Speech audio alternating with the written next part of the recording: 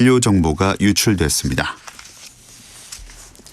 경기도는 비정규직 노동자의 휴식권을 보장하기 위해 2,000명에게 휴가비를 지원하기로 했습니다.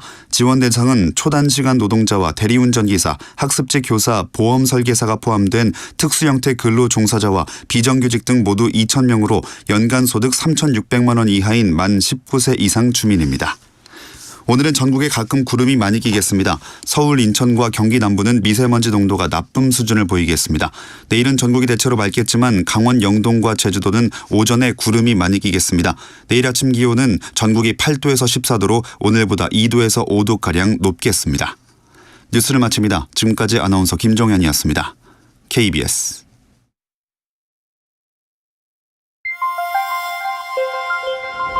대한민국 중심 채널 KBS 1라디오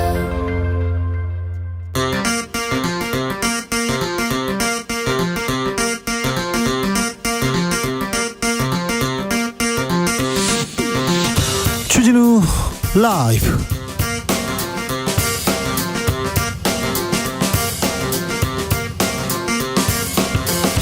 (2023년 5월 10일) 수요일입니다. 안녕하십니까, 주진우입니다. 자유, 인권, 공정, 연대의 가치를 기반으로 국민이 주인인 나라, 국제사회에서 존경받는 나라 만들겠다. 1년 전 오늘 윤석열 대통령의 다짐입니다. 오늘 윤석열 대통령은 새로운 국민의 나라를 만들기 위해 숨가쁘게 달려온 1년이었다, 이렇게 소회를 밝혔습니다. 1년 국민들은 어떻게 받아들일까요? 윤석열 정부 출범 1년을 맞아서 주진우 라이브에서 각계 시민들에게 기대와 바람 그리고 평가 들어보겠습니다. 윤석열 정부 출범 1년을 맞은 오늘도 국민의힘은 어수선합니다. 국민의힘 태영호 최고위원 결국 최고위원직을 내려놨습니다. 그런데 윤리 마음을 움직일 수 있을까요? 그렇다면 김재원 최고위원은요? 김성태 국민의힘 상임부장과 이야기 나눠봅니다. 민주당이 김남국 의원의 코인 투자 의혹에 대해서 진상조사에 착수했습니다. 돈 봉투에 의해서 코인까지, 민주당은 도덕성 논란에서 벗어날 수 있을까요? 공동혁신구역에서 살펴보겠습니다. 나비처럼 날아 벌처럼 쏜다. 여기는 주진우 라이브입니다.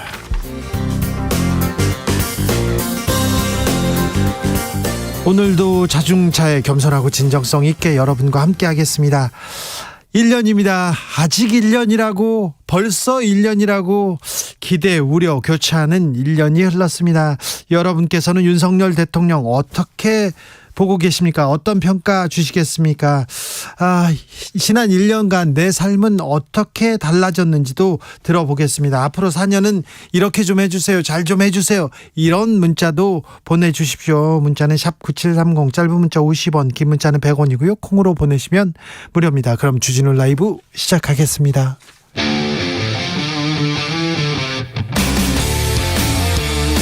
탐사보도 외길 인생 20년. 주 기자가 제일 싫어하는 것은?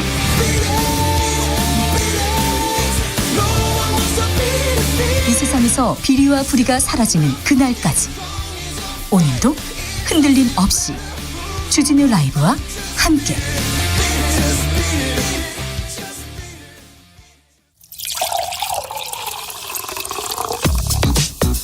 진짜 중요한 뉴스만 쭉 뽑아냈습니다. 주스 정상근 기자, 어서 오세요. 안녕하십니까. 윤석열 대통령 취임 1년을 맞았습니다. 오늘 현충원을 참배했습니다. 네, 윤석열 대통령이 취임 1주년을 맞은 오늘 국립 서울현충원을 참배했습니다. 윤석열 대통령은 방명록에 위대한 국민과 함께 자유와 혁신의 나라, 세계 평화와 번영에 책임있게 기여하는 나라를 만들겠습니다라고 썼습니다. 참배에는 국민의힘 김기현 대표, 윤재욱 원내대표 등 국민의힘 지도부와 추경호 경제부총리를 비롯한 국무위원, 대통령실 참모진이 동행을 했습니다.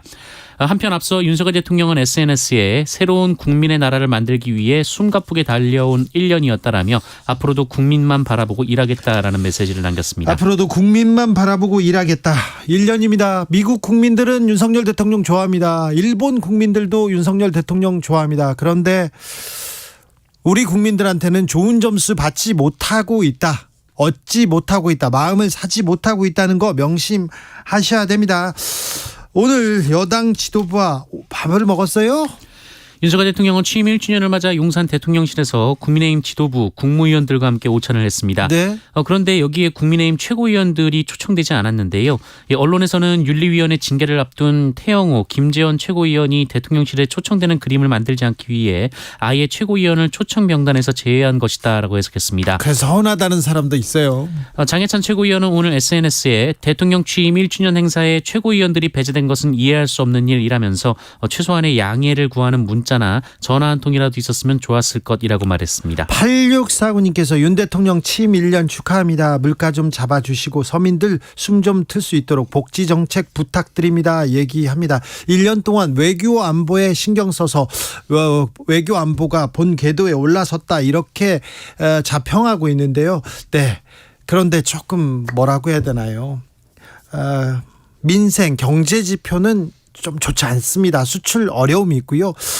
서민들 더 어렵습니다. 기업 감세로 성장 주창했지만 아직 그 따뜻함이 서민들까지 오지 못했다는 것도 좀 새겨주십시오. 국민의힘은 오늘도 시끄럽습니다. 태영호 최고위원 오늘 자진 사퇴했습니다. 네, 국민의힘 태영호 최고위원이 오늘 당 윤리위원회 징계를 앞두고 최고위원직에서 자진 사퇴했습니다. 예. 태영호 최고위원은 윤석열 정부 출범 1년을 맞아 더 이상 당에 부담을 주고 싶지 않다라면서 그동안의 모든 논란은 전적으로 본인의 책임이라고 밝혔습니다. 본인의 책임이라면서 당과 대통령실한테 사과했더라고요. 국민한테도 좀 사과했어야 되는데. 네, 태영호 최고위원은 백의종군하며 계속 윤석열 정부와 국민의힘 성공을 위해 분골쇄신하겠다라고 말했고요. 주어진 역사적 사명만을 생각하며 앞으로 뚜벅뚜벅 나아갈 것이라고 밝혔습니다. 그럼 최고위원을 어떻게 합니까? 네, 자리는? 최고위원은 이제 국민의힘의 당원 단계에 따라서 30일 이내에 전국위원회를 소집해서 후임 최고위원을 선출할 것으로 예상됩니다. 태영호 의원은 그 징계를 앞두고 있습니다. 징계 수위는 어떻게 될지 좀 궁금한데요. 그렇다면 김재원 최고위원은요? 네, 김재원 최고위원은 아직 아무 입장을 밝히지 않았습니다. 어제 언론과의 전화통화에서는 자진 사퇴 문제와 관련해 들은 바 없는 이야기라고 밝혔고요. 오늘도 외부와의 접촉을 삼가고 있는 상황입니다. 윤석열 대통령 취임 1주년 이재명 민주당 대표는 홍준표 대구시장을 만났어요? 네, 홍준표 대구시장이 오늘 이재명 민주당 대표와 만난 자리에서 윤석열 정권의 대부분 정치를 잘 모르는 사람들이 대통령실에 있다라는 말을 했습니다. 홍준표 시장은 이재명 대표님이 오셔서 드리는 말씀이라며 민주당이 도와주셔야 나라가 안정된다라고 말했습니다. 이에 이재명 대표는 남의 당 이야기를 대놓고 하기가 그렇다라며 웃었습니다. 네, 대통령실에 정치를 잘 모르는 사람들이 있다. 네, 알겠습니다. 한국과 일본은 어떤 움직임이 있는 건가요? 지금 재계가 움직이기 시작했어요. 네, 한국의 이 전국 경제인 연합회 그리고 일본의 경제단체 연합회는 오늘 한일 일한 미래 파트너십 기금의 공동 사업을 검토할 운영위원회와 이에 대해 조언할 자문위원회를 구성하기로 합의했다라고 발표했습니다.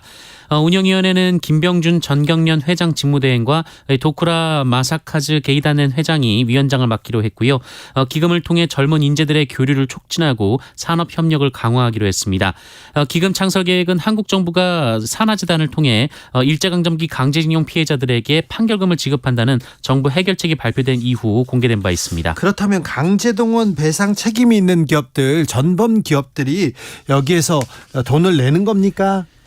이에 대해서 뚜렷한 입장을 밝히지 않고 있습니다. 일제강점기 강제동원 배상 소송의 피고인인 일본의 미쓰비시와 일본제철 측은 기금의 구체적인 내용을 확인할 것이라면서 별도로 할 코멘트는 없다라는 입장을 밝혔습니다. 전범 기업들은 참여하지 않는 것 같군요. 지금은. 네. 중국으로 수출하는 기업들의 걱정이 매우 큽니다. 네, 대한상공회의소가 대중국 수출기업 300개사를 대상으로 조사한 결과 응답 기업의 50.7%가 올해 들어 중국 수출 위축과 부진을 체감하고 있다라는 답변을 했습니다. 네. 또한 수출 회복 시점으로는 가장 많은 40%가 2년에서 5년 후를 꼽았는데요. 이는 내년과 올해로 전망한 응답보다 더 많은 수입니다. 아예 예년 수준으로 수출 회복은 어려울 것이라고 한 응답도 17%였습니다. 그런데 지난해 코로나로 한국과 중국의 무역이 거의 굉장히 어려움을 겪었잖아요. 그래서 올해는 좀 나아질 거라고 생각했는데 특별히 올해 6월 7월 이제 중국 관광객들도 오고 중국과의 무역 이제 시작된다. 수출도 나아질 거라고 했는데 기업들은 더 어려워질 거라고 생각하고 있군요. 고용의 질도 문제입니다. 계속 악화되고 있습니다. 네, 통계청은 지난 4월 취업자 수가 1년 전보다 35만 4천 명 늘었다고 발표했습니다. 지난 3월 취업자 수 증가폭보다는 10만여 명 정도 적지만 지난 2월보다는 4만 명 정도 많은 수준입니다. 그런데 그 내용을 보면 60세 이상에서 취업자가 44만 2천 명 늘었고 60대 이상을 제외한 연령대에서는 오히려 8만 8천 명이 줄었습니다. 네. 특히 15세에서 29세 청년층 취업자가 13만 7천 명 줄어서 6개월 연속 감소했고요. 40대 취업자도 2만 2천 명 줄어서 10개월 연속 감소했습니다. 또한 업종별로는 제조업 취업자가 9만 7천여 명 줄어서 넉 달째 감소하고 있습니다. 다만 정부는 고용시장이 예상보다 선방하고 있다라고 평가했습니다. 기획재정부는 소비, 관광 회복 등 양호한 내수 흐름에 따라 숙박, 음식업 등 이 대면 서비스업 고용이 강한 회복세를 보였고 서비스업 중심으로 취업자 수 증가를 견인하고 있다라고 분석했습니다. 숙박 음식업이 조금 나아지고 있다고 하는데 중국 관광객이 왔으면 좋았을 텐데 이런 생각은 또 안 할 수가 없군요. 민주당에서는 코인 논란 벌인 김남국 의원에 대한 조사 벌이기로 했습니다. 네, 민주당은 오늘 가상자산 보유 논란에 휩싸인 김남국 의원에게 현재 보유 중인 가상자산을 매각할 것을 권유했습니다. 아울러 가상자산 보유 과정에 문제가 있는지를 규명할 자체 조사팀을 꾸려서 진상조사에 착수하기로 했습니다. 민주당은 코인의 경우 이해하기 어려운 내용이 있는 만큼 필요하면 전문 지식을 가진 외부 전문가가 합류할 수 있다라고 전했습니다.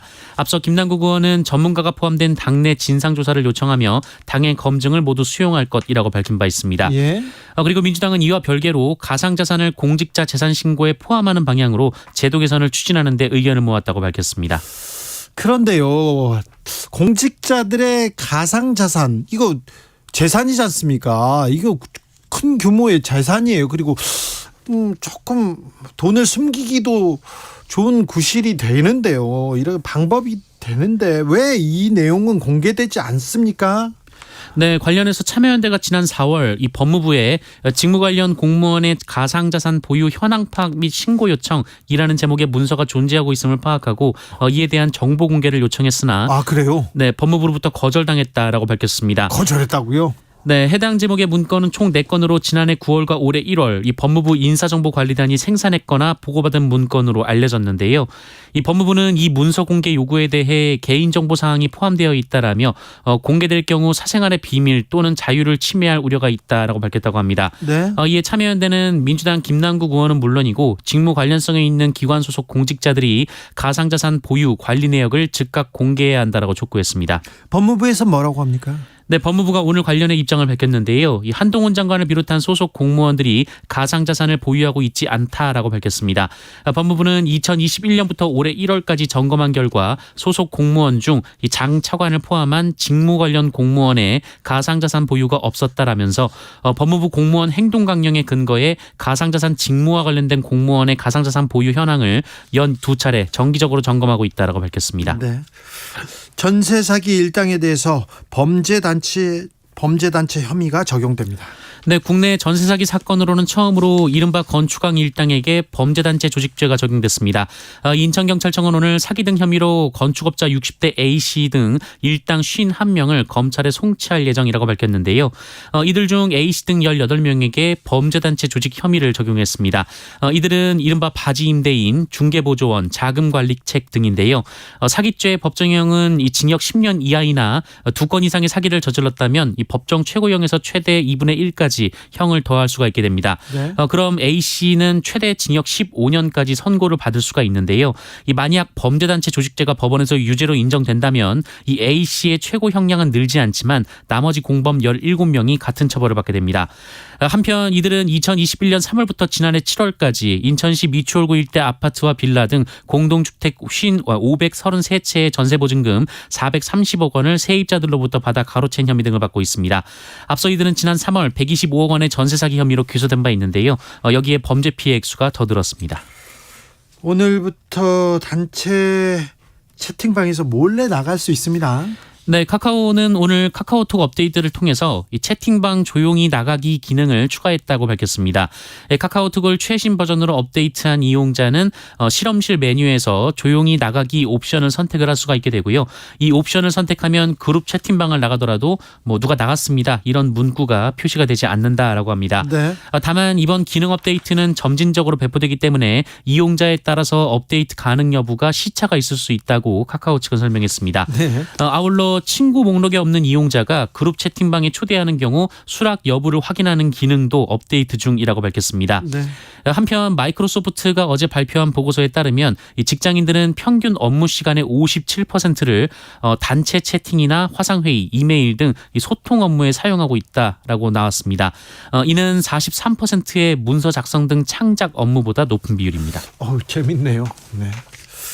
그리고 5.18 사관 전우원 씨한테 이순자 씨가 할머니가 주제 넘게 할아버지 얼굴에 먹칠을 하지 마라 이렇게 문자를 보냈는데 그 내용이 공개돼서 화제인데 그 내용은 나중에 저희가 말씀드리겠습니다. 주스 정상근 기자와 함께했습니다. 감사합니다. 고맙습니다. 자, 벌써 1년, 아직도 1년이라고요? 1년 어떻게 보내셨는지, 대통령한테 전할 말씀 있는지 보내주세요 얘기했습니다. 5526님, 대통령님께 꼭 전하고 싶은 말이 있습니다. 대통령님, 살려주세요. 이러다 죽습니다. 서민들 너무 살기 힘들어요 얘기합니다. 금융위기가, 경제위기가 온다고 합니다. 작년에 비해서 저는 수입이 반토막 났어요. 그런 사람들 너무 많습니다. 근데 서민들 민생 챙기는 거, 경제 챙기는 모습을 보여주지 않습니다. 정부 여당 그리고 민주당 정치권 말입니다. 4292님, 사회 양극화가 더욱더 심화되고 있습니다. 여야 협치하고 대화하면서 사회 양극화를 해결해 주십시오. 꼭 해결해야 할 문제입니다. 서민들 살기 어렵습니다. 그러니까 여야 협치하고 정치로 나가야 되는데 여야가 싸우는 바람에 민생법안, 경제법안 없어요. 그래서 돈 있는 사람들, 힘 있는 사람들은 상관없는데 서민들만 살기 어렵습니다.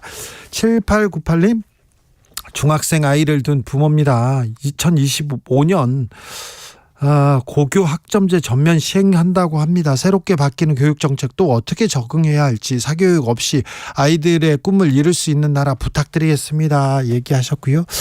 7718님, 정치가 실종됐습니다. 여야 서로 자기들이 옳다고 하면서 대립만 하는 1년 동안 국민들은 없었어요. 제발 남은 임기 동안 정치가 살아있고 국회의원들이 국민을 위한 정치를 하게 해주십시오 얘기하는데, 계속해서 국민들이 정치를 걱정하는, 정치인들을 걱정해야 하는 그런 세상에서 살고 있는 것 같습니다.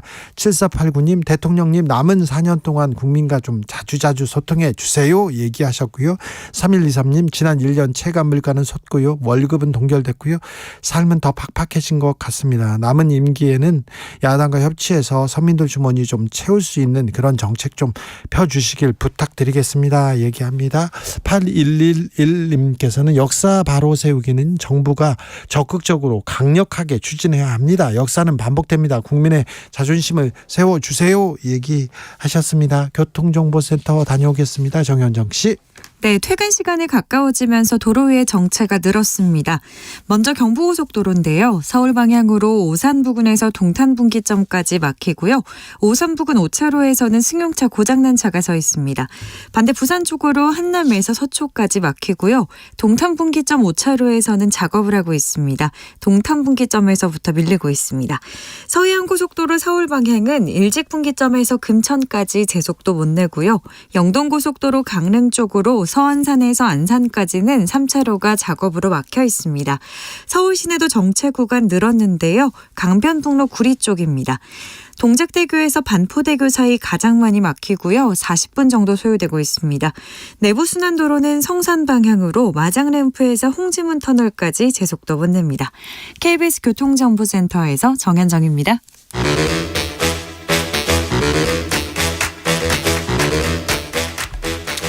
이것이 혁신이다. 여야를 내려놓고 관습을 떼버리고 혁신을 외쳐봅시다. 다시 만난 정치 공동 혁신구역.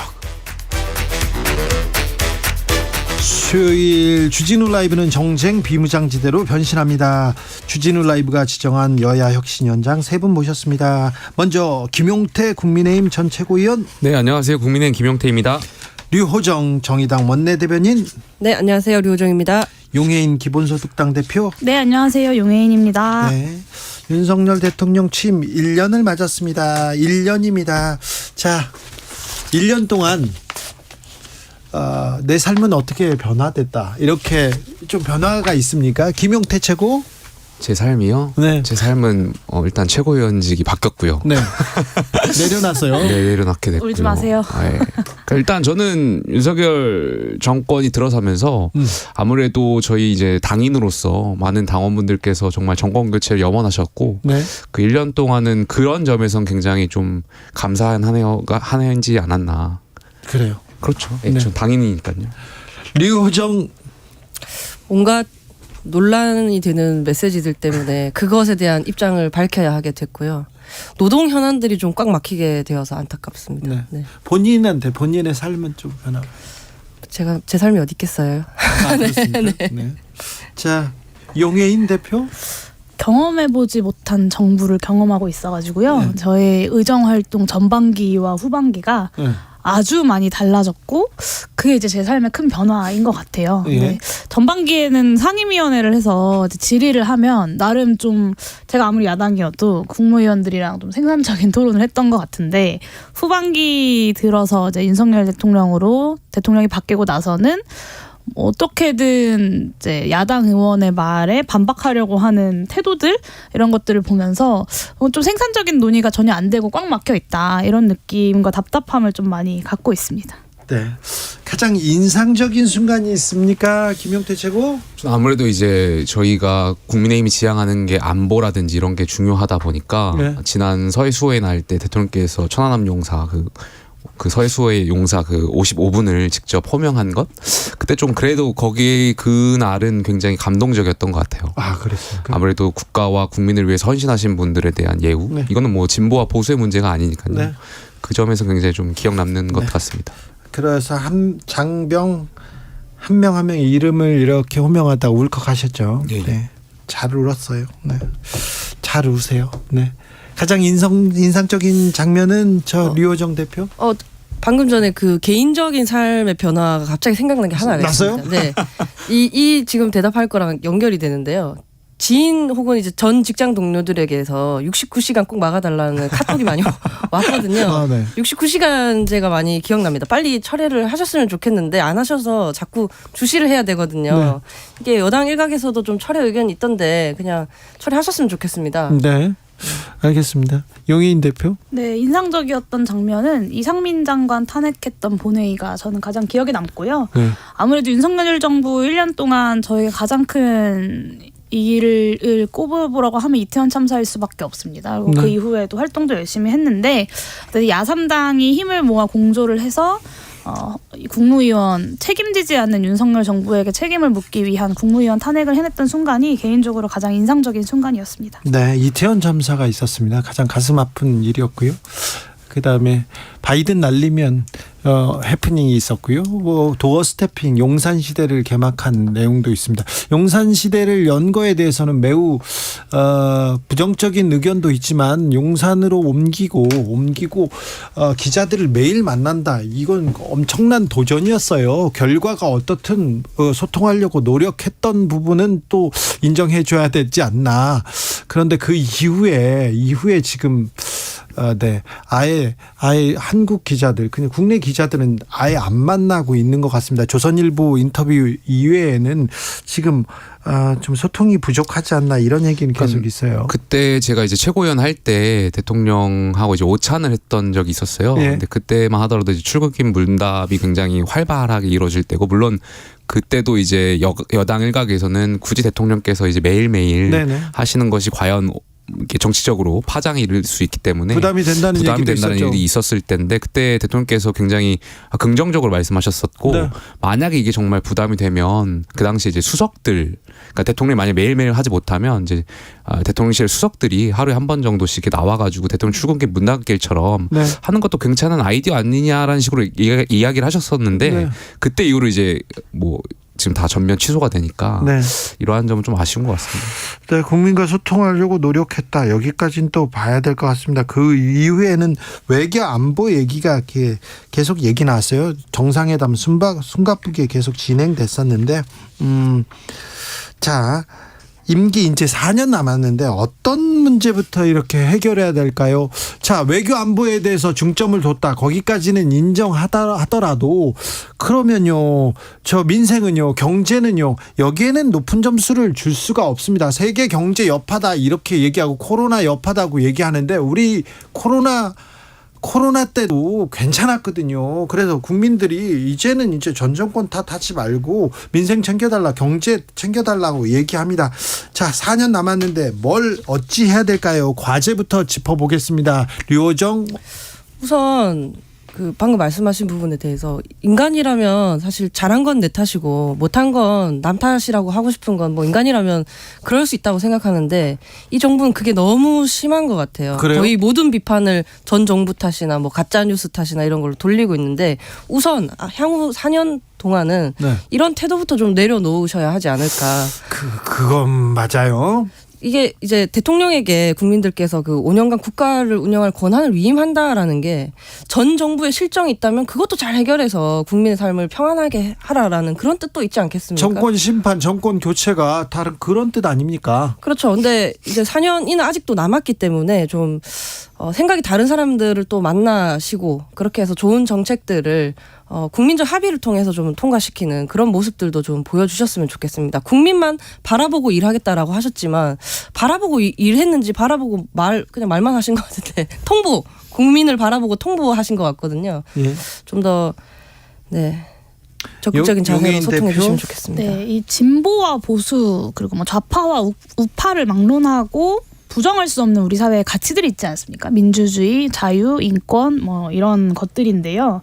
지난 1년을 돌이켜보면 이 공공선으로 우리 사회가 합의해왔던 모든 것들이 퇴행하는 시간이었다라고 생각하고 공정과 상식은커녕 공감과 양심이 패배한 1년이었다라고 평가를 합니다. 그래서 앞으로 4년의 과제는요.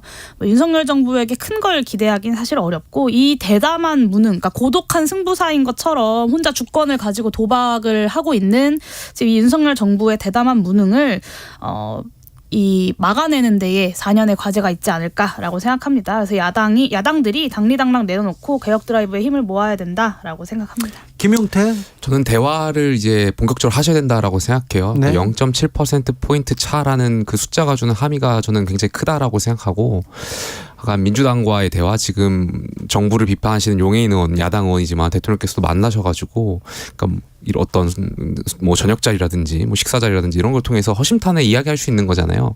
그러니까 정부 어떤 국민을 위한 일에는 뭐 여야가 가릴 것이 없을 거라고 생각되고요. 제가 이제 뭐 방송 끝나면 여기 두 분의 의원분들이나 아니면 다른 민주당 패널 분들하고 뭐 식사를 해요. 근데 식사를 하는데 기자분들이나 이런 분들이 굉장히 의아해 하더라고요. 왜 민주당 패널하고 점심을 먹고 저녁 먹냐. 아니 뭐 할 수 있는 거잖아요. 그리고 적이 서로 아니에요. 그러니까 적이 아니고 서로 생각하는 게 다른 부분은 또 채워나갈 수 있는 거고. 그 얘기를 더 많이 들어야 됩니다. 생각이 다른 거를. 우리 정치 풍토가 왜 민주당하고 점심을 먹고 저녁을 먹고 이렇게 되묻는 분들이 많아가지고 그러니까 저는 대통령께서 이제 남은 4년 동안은 야당 의원들과 좀 식사도 하시고 좀 이렇게 이야기를 하실 수 있는 공간을 마련해야 된다라고 생각합니다. 5458님께서 1년 동안 과거만 집착했어요. 남은 4년은 미래를 좀 챙겨주세요. 남 탓은 이제 그만하시고요. 안덕환님께서 윤 대통령에게 아쉬운 소리 많이 하는데 야당 정치인들도 잘한 거 하나 없었다는 거 좀 아시죠? 이렇게 지적합니다. 5839님 국민의힘에게 좀 묻고 싶어요. 1년 됐어요. 서민정책 한 가지만 말해보세요. 주 기자님 좀 물어보세요. 그런데 자 윤석열 정부 서민정책 민생정책 없다고 얘기하는데 있습니까? 뭐 저는 청년 정책, 주거 정책 관련해서도 굉장히 청약 가점제라든지 이런 걸 개선하게 나가고 있고, 뭐 과거에는 이제 가점제에 있어서 뭐 1인 가구가 좀 소외되는 점이 있었는데 이러한 것들 좀 넓혀가는 측면이 있다는 점을 좀 이해해 줬으면 좋겠습니다. 류호정 의원 서민 정책 기억납니까? 저는 이제 이런 이야기를 들으면 또 화가 나면서 작년이 떠오르거든요. 왜요? 종부세로 5조 원 삭감되고 종부세 통과가 돼서 대신에 공공임대주택 예산이 5조 그만큼 줄었던 그 기억을 떠올립니다. 분발하셨으면 좋겠습니다. 용혜인 대표? 생각나는 거 있죠. 밥 한 공기 다 먹기 운동. 네, 이게 집권 여당의 수석 최고위원인가요? 네, 어쨌든 집권 여당의 그냥 민생경제 최고입니다. 네, 민생경제 TF장이 할 말인가 싶은 생각이 들죠. 지금 집권 여당이 얼마나 지독한 아마추어리즘에 빠져 있는가를 좀 잘 상징적으로 들여다볼 수 있는 순간이었다고 생각하고요. 양곡관리법 반대하실 수 있는데 그 대안이 최소한 밥 한 공기 더 먹기 운동 같은 아마추어리즘은 아니었으면 좋겠습니다. 네. 대통령실의 정치를 모르는 사람들만 있어서 오늘 홍준표 대구시장이 한 말입니다. 대통령은 정치의 경험이 없습니다. 그리고 또 대통령실에도 정치적인 경험이 일천한 사람들이 많다, 이런 지적도 있어요. 그런데 국민의힘이 좀 도와줘야 되는데 1년 동안 국민의힘 계속해서 뭘 했는지 모르겠습니다. 계속 논란 이어갑니다. 태영호 최고위원 결국 사퇴했어요. 예. 네. 그리고 김재원 최고위원은 어떻게 되는 겁니까? 또 윤리위는 어떻게 되는 겁니까?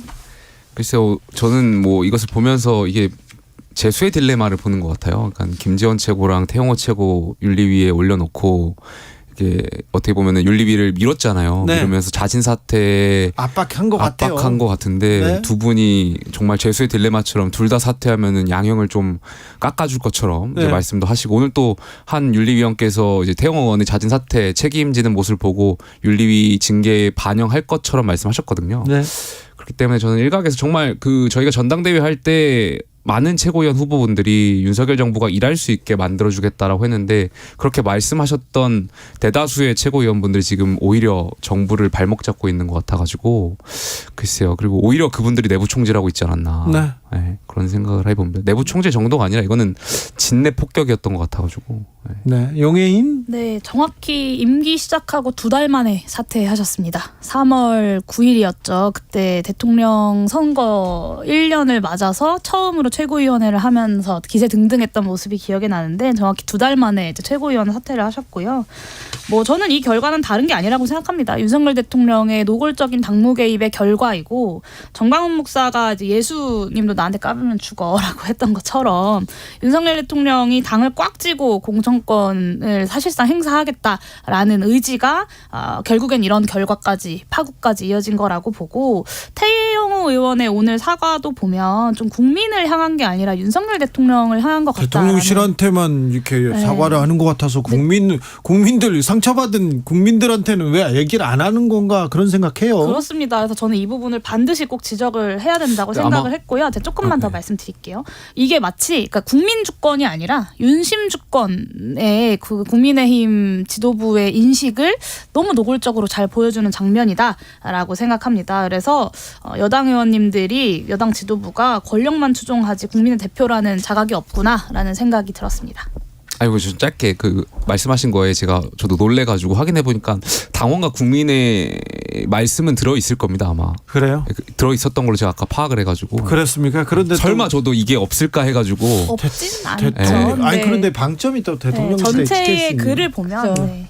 윤석열 정부에 누가 된 게 아니고 국민들께 누를 끼친 거라고 생각을 좀 하셨으면 좋겠고요. 그러니까요. 이 사람은 안 변하는 것 같아요. 근데 사퇴 입장문에서도 뭐 역사적 사명 이런 거 언급하셨던데 그런 역사가 아니라면 그냥 그 사명감도 같이 좀 내려놓으셨으면 좋겠고요. 당시 사실 그 당이 전신이 이제 자유한국당이었잖아요. 그 당시에 북한 고위층 엘리트 출신 탈북자를 대한민국의 보수당에서 공천했다는 이유로 좀 이슈가 됐었던 것 같은데, 이 인물이 가지고 있는 그 리스크가 지금 어떤 계기를 통해서 터졌고, 네.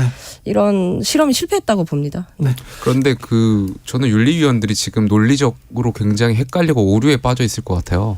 그러니까 지금 최고위원 저희 전당대회 때 당심을 얻어서 당원들의 마음을 대변하는 분을 최고위원을 모시겠다고 해서 전당대회 룰을 당심 100%로 바꿨잖아요. 네. 근데 태영호 의원의 발언이 저희 당 당원분들 말씀으로는 전혀 잘못된 게 아니다라고 말씀하신 분들도 많고. 그러니까요. 그러니까 아마 일부 또 지지자들한테 또 응원을 받았어요. 그러니까 이게 윤리위가 민심에 위반돼서 징계한다는 것 자체가 이제. 그러니까 당심을 대변하는 최고위원들이 민심에 위반돼서 징계한다. 그게 과연 이제 논리적으로 이제 아마 오류에 빠질 것 같습니다. 네, 태영호 최고위원이 오늘 이런 얘기를 했어요. 오늘 저는 최고위원직 사퇴하려고 합니다. 그동안의 모든 논란은 전적으로 저의 책임입니다. 저의 논란으로 당과 대통령실에 그리고 우리 당원들에게 큰 누가 된 점 진심으로 사죄드립니다. 국민한테는 안 해가지고 그래요? 좀 실수하셨습니다. 국민 예. 한 사람으로서 야 이거 뭐 하고 계신가 국민 대표라는 분이 이런 얘기 근데 생각합니다. 태영 의원이 이제 지난 일주일 전에도 기자회견을 하셨잖아요. 네. 그때는 사퇴하지 않을 것처럼 이제 그렇죠. 말씀하셨고 예.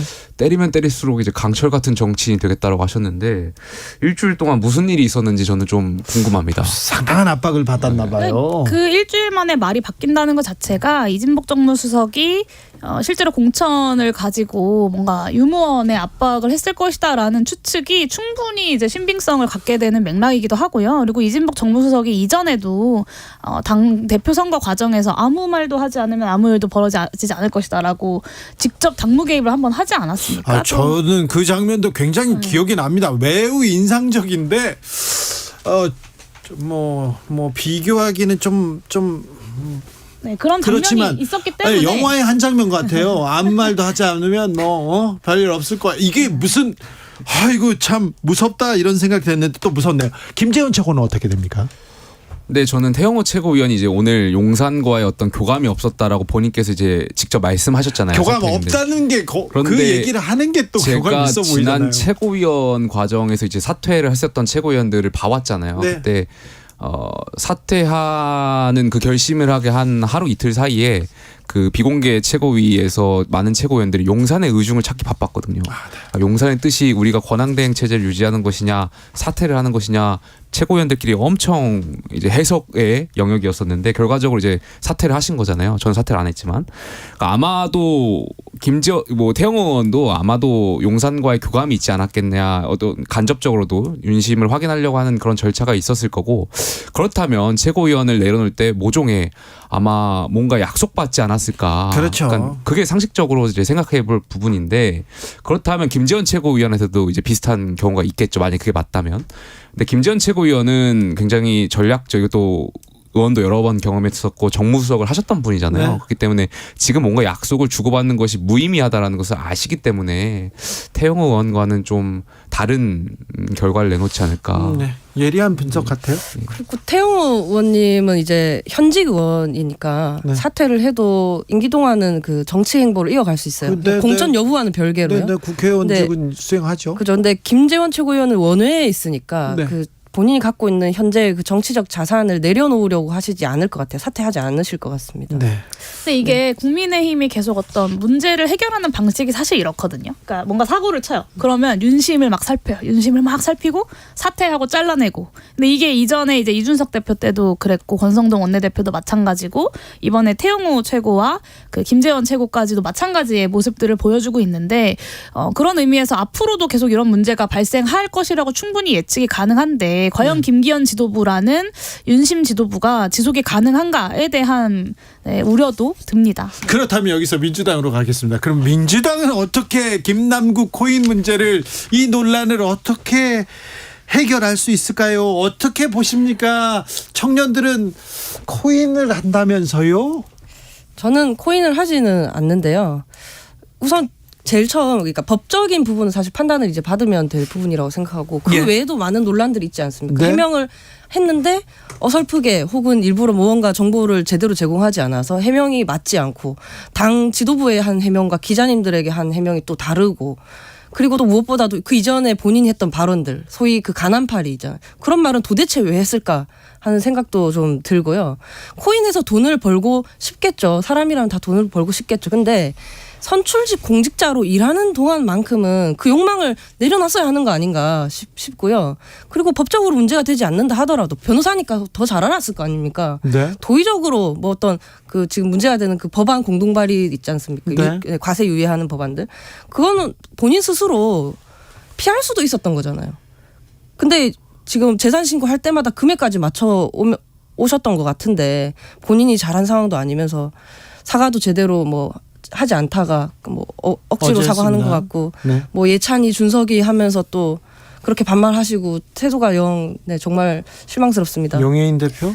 네, 빠른 사태 파악과 수습 그리고 국민 눈높이에 맞는 대응 이게 기본 아니겠습니까? 우리가 최소한 이 정부 여당의 어떤 말도 안 되는 행태를 비판하면서 윤석열 정부 여당과는 다른 태도를 보여야 하지 않나라는 생각을 하는데 네. 민주당이 이번에도 좀 결단을 하지 못하고 우왕좌왕하고 있다라는 생각을 합니다. 그러니까 제대로 된 대응, 빠른 사태 수습 파악과 수습 그리고 국민 눈높이에 맞는 대응을 하지 못하니까 정쟁화 시도에 그냥 쉽게 휘말려 버리는 거죠. 그리고 가상자산 과세 같은 규제들에 이제 민주당이 여당일 때부터 굉장히 소극적이었어요. 그러니까 가상자산 등의 문제에 있어서 굉장히 소극적으로 대응했던 것의 후과가 저는 이렇게도 나타나는 거라고 생각합니다. 제가 기재위에 일하면서도 이 부분에 대한 가상자산에 대한 여러 가지 규제를 명확하게 한 입법의 필요성 이야기했었고 홍남기 당시 경제부 총리도 그런 걸 준비를 했었습니다. 그런데 민주당에서 당시에 이런저런 눈치들을 보면서 제대로 된 개혁 입법들을 하지 못했고 그것의 결과가 이번에 이런 사건이 터졌을 때 민주당 역시 다르지 않구나라는 국민적인 비판에 직면할 수밖에 없는 요인들을 만들었다고 생각합니다. 김남국 의원은 뭐 양치기 소년이 돼가는 것 같잖아요. 그러니까 계속 해명을 하지만 그것이 이제 현찮다 보니까 계속해서 이제 의혹을 물고 있고, 무엇보다도 이제 두 분 의원께서 잘 지적해 주셨지만 저는 그 가난파리 했던 의원이라는 거, 그러니까 본인들이 굉장히 그런 코스프레를 했음에도 불구하고 실상은 그렇지 않았다라는 것에서 굉장히 보는 내내 좀 짜증났던 것 같고요. 뭐 두 분께서 다 지적해 주셔가지고 제가 좀 궁금한 거는 근데 그 김남국 의원의 말씀대로라면 어쨌든 그 9억 원, 그 당시 이제 전 재산이라고 했던 것 같은데 그분을 특정 코인에 투자를 한 거잖아요. 근데 이게 상식적으로 과연 말이 손 떨려서 하겠어요? 아니 두 분 의원 같은 경우는 그런 9억의 돈이 있으면 특정 코인에 몰빵할 수 있어요? 못하죠. 아니, 근데 그건 거의 또 전 재산이라면 할 수 없죠. 그러니까 성격에 따라 아무리 이렇게 할 수도 있죠. 아무리 성격이 물론 저도 이제 그런 성격인데 네. 굉장히 저 리스크를 감수하고 뭐 그런 스타일의 성격인데 그럼에도 불구하고 내 전 재산을 특정 코인에 이렇게 투자를 한다? 이거는 결과적으로 공직자 국회의원을 하는 동안 특정 정보를 취득해가지고 혹시 어떤 투자에 개인 재산 증식에 불린 것 아니냐라는 국민적 의심이 있을 수밖에 없고, 그러니까 전반적으로 지금 해명이 불투명하다 보니까 계속해서 저는 여기에 대해서 국민들께서 짜증이나 이런 것이 더 늘 것 같아요. 저도 이제 100만 원도 투자를 못하는 사람이긴 한데 이런 투자 문제에 있어서만큼은 진짜 소심해가지고. 근데 제가 국회에 있으면서 느낀 건 여당과 그러니까 거대 정당에 있는 모든 분들이 충분히 그럴 법하다고 생각하셨던 것 같아요. 그래요? 제가 기재위에 있으면서 그러니까 한 종목을 3억 이상 가지고 있는 사람들에 대한 이제 과세 유예를 해주는 문제를 다루는데 상식적으로 무슨 개미 투자자들이 전 재산을 한 종목에 몰빵을 하냐, 그건 불가능한 일이다라고 제가 기재위에서 정말 많이 얘기했는데 국민의힘도 그렇고 민주당도 그렇고 그럴 수 있다, 그리고 그런 사람들이 많다라고 정말 많이들 얘기하셨어요. 그래서 정치권에 있는 분들 그리고 거대 정당에 계신 분들한테는 이상하지 않은 일인 것 같습니다. 되게 이상하죠? 국회에서 그 국회의원들이 만나는 사람들이 굉장히 고급 정보, 많은 정보를 가지고 있는 사람들이잖아요. 그래서 그렇게 생각할 수도 있겠다. 국민들과는 좀 동떨어진 생각을 할 수 있겠다. 그런 생각이 듭니다. 민주당에서는 가상자산 매각해라, 그리고 신속하게 진상조사하겠다, 외부 전문가도 다 포함해서 철저하게 하겠다, 이런 입장인데요. 그런데요, 김남국 의원의 코인 투자, 이게 법적으로 아직 어떤 문제가 있는지는 아직은 밝혀지지 않았습니다. 법적으로는 따져봐야 되겠는데 정서법에는 걸리는 것 같아요. 특별히 민주당은 돈봉투 의혹도 그렇고, 돈봉투 의혹 나왔을 때 우리만 그랬냐, 이거 다 저쪽에서도 그런 거 뭐 다른 당은 안 했냐, 이 얘기를 하고, 그 다음에 이거 검찰이 표적으로 우리만 잡으려고 하는 거 아니냐, 이 얘기했어요. 이번 코인에서도 마찬가지입니다. 그런데 국민들은 이렇게 얘기하는 거에 대해서 더 도덕적인 척하던 민주당 위선적이다, 이렇게 보는 것 같아요. 거기 정서법에 딱 걸린 것 같습니다. 네, 법적인 해결만 할 거면 정치를 왜 합니까? 그냥 사법부 판단만 받고 이제 국가가 운영이 되면 되는데, 정치라는 영역은 저는 법 이전에 존재하는 영역이라고 생각합니다. 그래서 사실 이제 그 돈봉투 의혹 관련돼서도 제가 관련자들의 공천 배제 같은 거를 빠르게 선언해야 된다 뭐 이런 얘기를 했었는데 그것도 유무죄 여부를 떠나서 국민 눈높이에 맞는 신뢰를 회복하기 위한 노력을 정당이기 때문에 할 수 있는 거다라고 말씀을 드렸던 건데요. 이 사안도 마찬가지라고 생각합니다. 그러니까 법적인 책임을 떠나서 국민 눈높이에 맞는 그리고 국민의 신뢰를 회복하기 위한 정치적인 결단을 정치 결사체인 정당은 충분히 할 수 있고 또 해야 한다라는 말씀을 좀 드리고 싶습니다.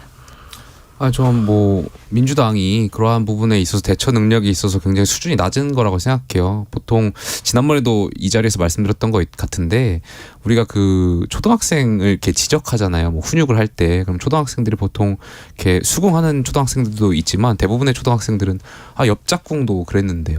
왜 저만 가지고 그러세요? 이러잖아요. 그러니까 민주당의 태도가 딱 그 정도 수준인 것 같아요. 그래서 정말 민주당이 과거의 민주당의 그런 가치라든지 과거의 그 김대중 노무현 대통령 때 그 민주당이 갖고 있었던 그러한 어떤 과거의 영광을 다시 되찾으려면 지금의 민주당으로는 안 된다라고 생각하고 굉장히 큰 혁신이 있어야 된다라고 생각합니다. 그렇죠. 그 위선에 대한 지적이 있었고 그러지 않겠다라는 태도로 이제 일을 했어야 하는데 초기에 이제 김남국 의원이 대처를 매우 잘못하신 게 더욱 사태를 키운 것 같고요. 사실 저는 이제 와서 판들 그것이 또 무슨 의미가 있는가 하는 생각도 조금은 합니다. 왜냐하면 재산 신고에 금액까지 맞춰가면서 누락시킨 이유, 내부자 정보 말씀하신 내부자 정보 의혹 이런 것들은 판다고 또 해결되는 문제는 아니기 때문이죠.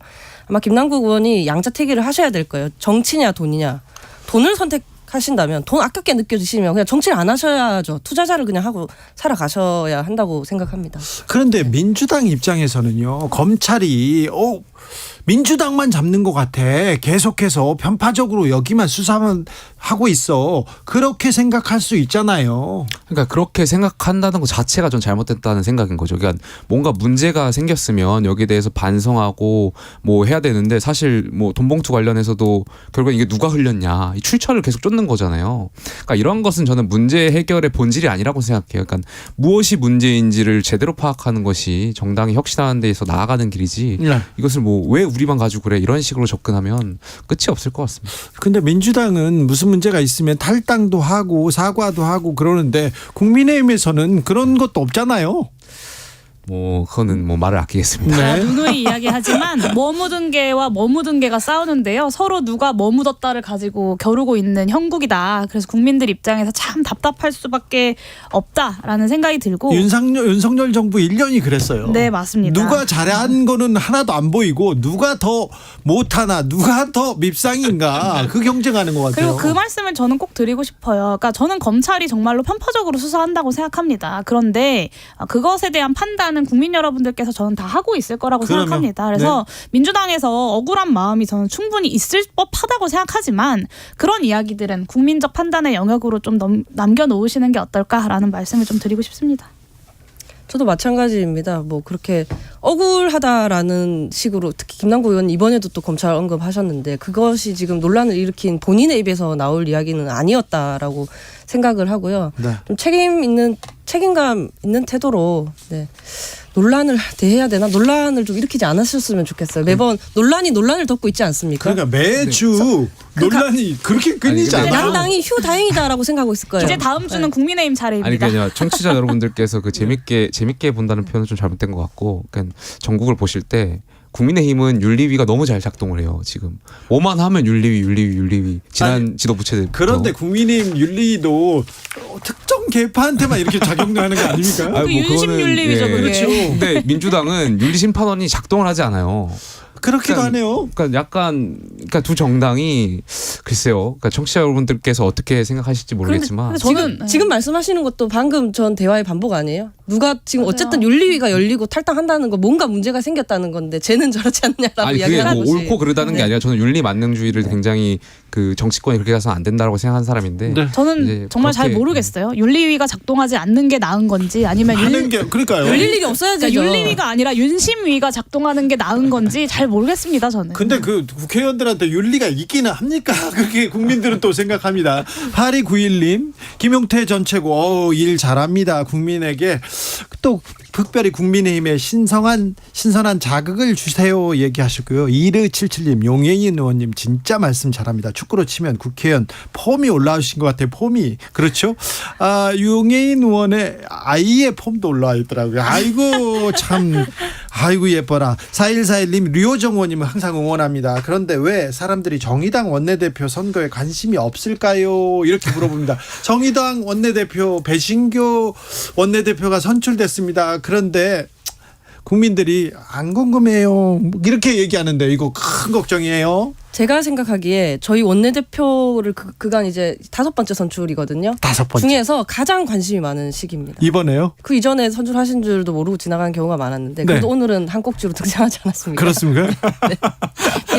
배준교 의원님이 이제 선출이 되셨고요. 네. 사실 저는 이제 지난주에 장혜영 의원을 지지하고 있다라고 말씀하셨죠. 네, 말씀드렸는데 한 표가 나왔는데도 안 됐네. 네, 저희가 사실 이제 장혜영 의원이 출마 의사를 철회했다라고 해서 이제 뭔가 양보를 했나 이렇게 생각을 하시는데 그런 것은 아니었습니다. 이제 장혜영 의원이 변화와 도전을 만들고 싶다. 그리고 이제 원내 지도부를 어떻게 구성하는지도 의원님들 다 고려하시거든요. 근데 네. 류호정 의원을 수석으로 해서 같이 30대 지도부를 구성해서 열심히 해보고 싶다. 뭐 그런 어필, 기회를 달라라는 이런 말씀을 드리고 모든 의원님들께 다 동의를 구했는데 네. 동의해 주신 의원님이 없었고요. 그래서 현실적으로 가능하지 않아서 출마 의사를 철회하고 배준교 의원님이 되셨고 저는 하던 대로 하는 것이 책임지는 것이라고 생각하지 않아서 지금의 정의당에 네. 반대 의사를 밝혔습니다. 알겠습니다. 짧게 여쭤보겠습니다. 세 분 총선 준비는 잘 돼가고 있습니까? 김용태 최고. 네, 열심히 하고 있습니다만 네. 뭐 아시겠지만 그 태영 의원 녹취록에서 보셨듯이 정신 정말 번쩍 들고 있어가지고 저도 네. 많이 노력하겠습니다. 그러니까요. 좀 걱정돼요. 김용태 최고. 자, 용혜인 대표. 네, 출마하고요. 총선 준비도 열심히 하고 있습니다. 네, 네. 다음 선거에서는 기본소득당을 3당으로 만들어 주십시오. 네. 저 또한 열심히 하고 있습니다. 재선 가능한 청년 정치인을 증명해보고 싶습니다. 네. 특별히 정의당이 존재감을 그리고 기본소득당이 존재감을 보였으면 합니다. 양당 말고요. 제3당, 제4당 그리고 각 목적을 가지고 또 특별히 어떤 계층을 위해서 어떤 목적을 위해서 이렇게 뛰는 그런 정치 세력도 좀 존중받아야 된다는 생각이 있습니다. 용혜인 대표가 노키즈 말고 퍼스트 키즈 만들자 그래서 저희가 얘기해봤는데 노키즈존이 그렇게 많더라고요. 그런 카페 레스토랑도 자 저희가 또 좀 한 걸음 앞으로 나아가는 그런 4년 만들어 봅시다. 그동안 감사했습니다. 김용태, 류호정, 용혜인 감사합니다.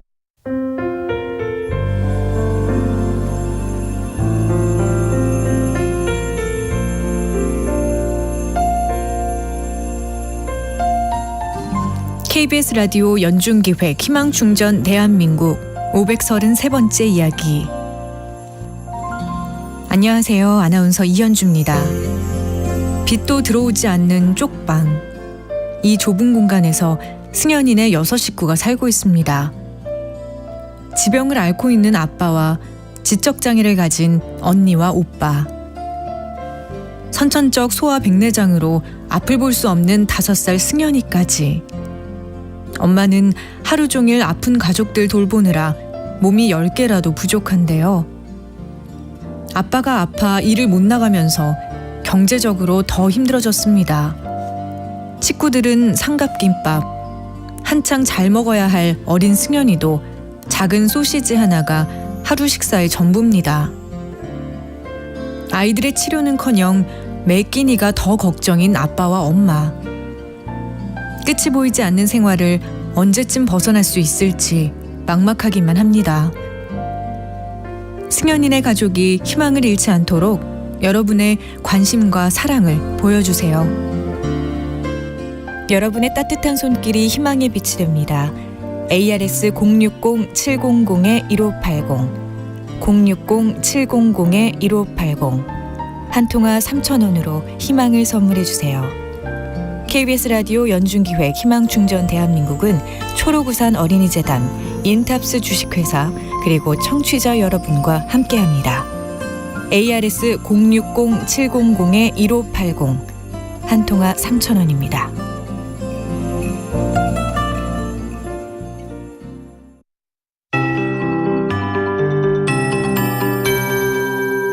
KBS 58분 날씨. 내일도 전국이 맑고 덥겠습니다. 일교차가 그만큼 크게 벌어져 건강관리 유의하셔야 되겠는데요. 내일 아침 서울이 13도 등 전국이 8도에서 14도 분포로 오늘보다 다소 기온이 오르겠고요.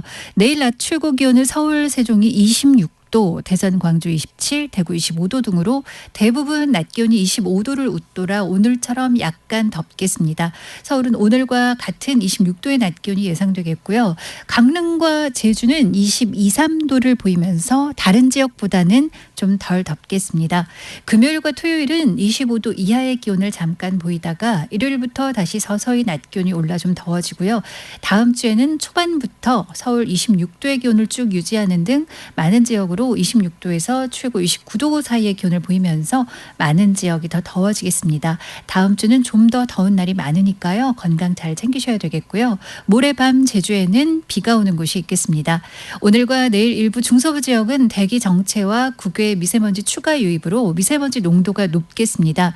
인천과 경기 남부는 나쁘겠고 서울은 오늘 밤에, 충남은 내일 오전에 일시적으로 나쁨 수준이 예상됩니다. 현재 서울 기온 24.8도, 습도는 36%입니다. 기상청에서 KBS 58분 날씨 최영우였습니다.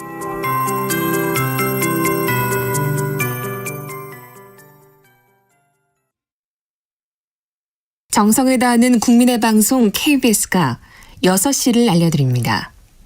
AM 711kHz, FM 97.3MHz, KBS 1라디오입니다. HLKA.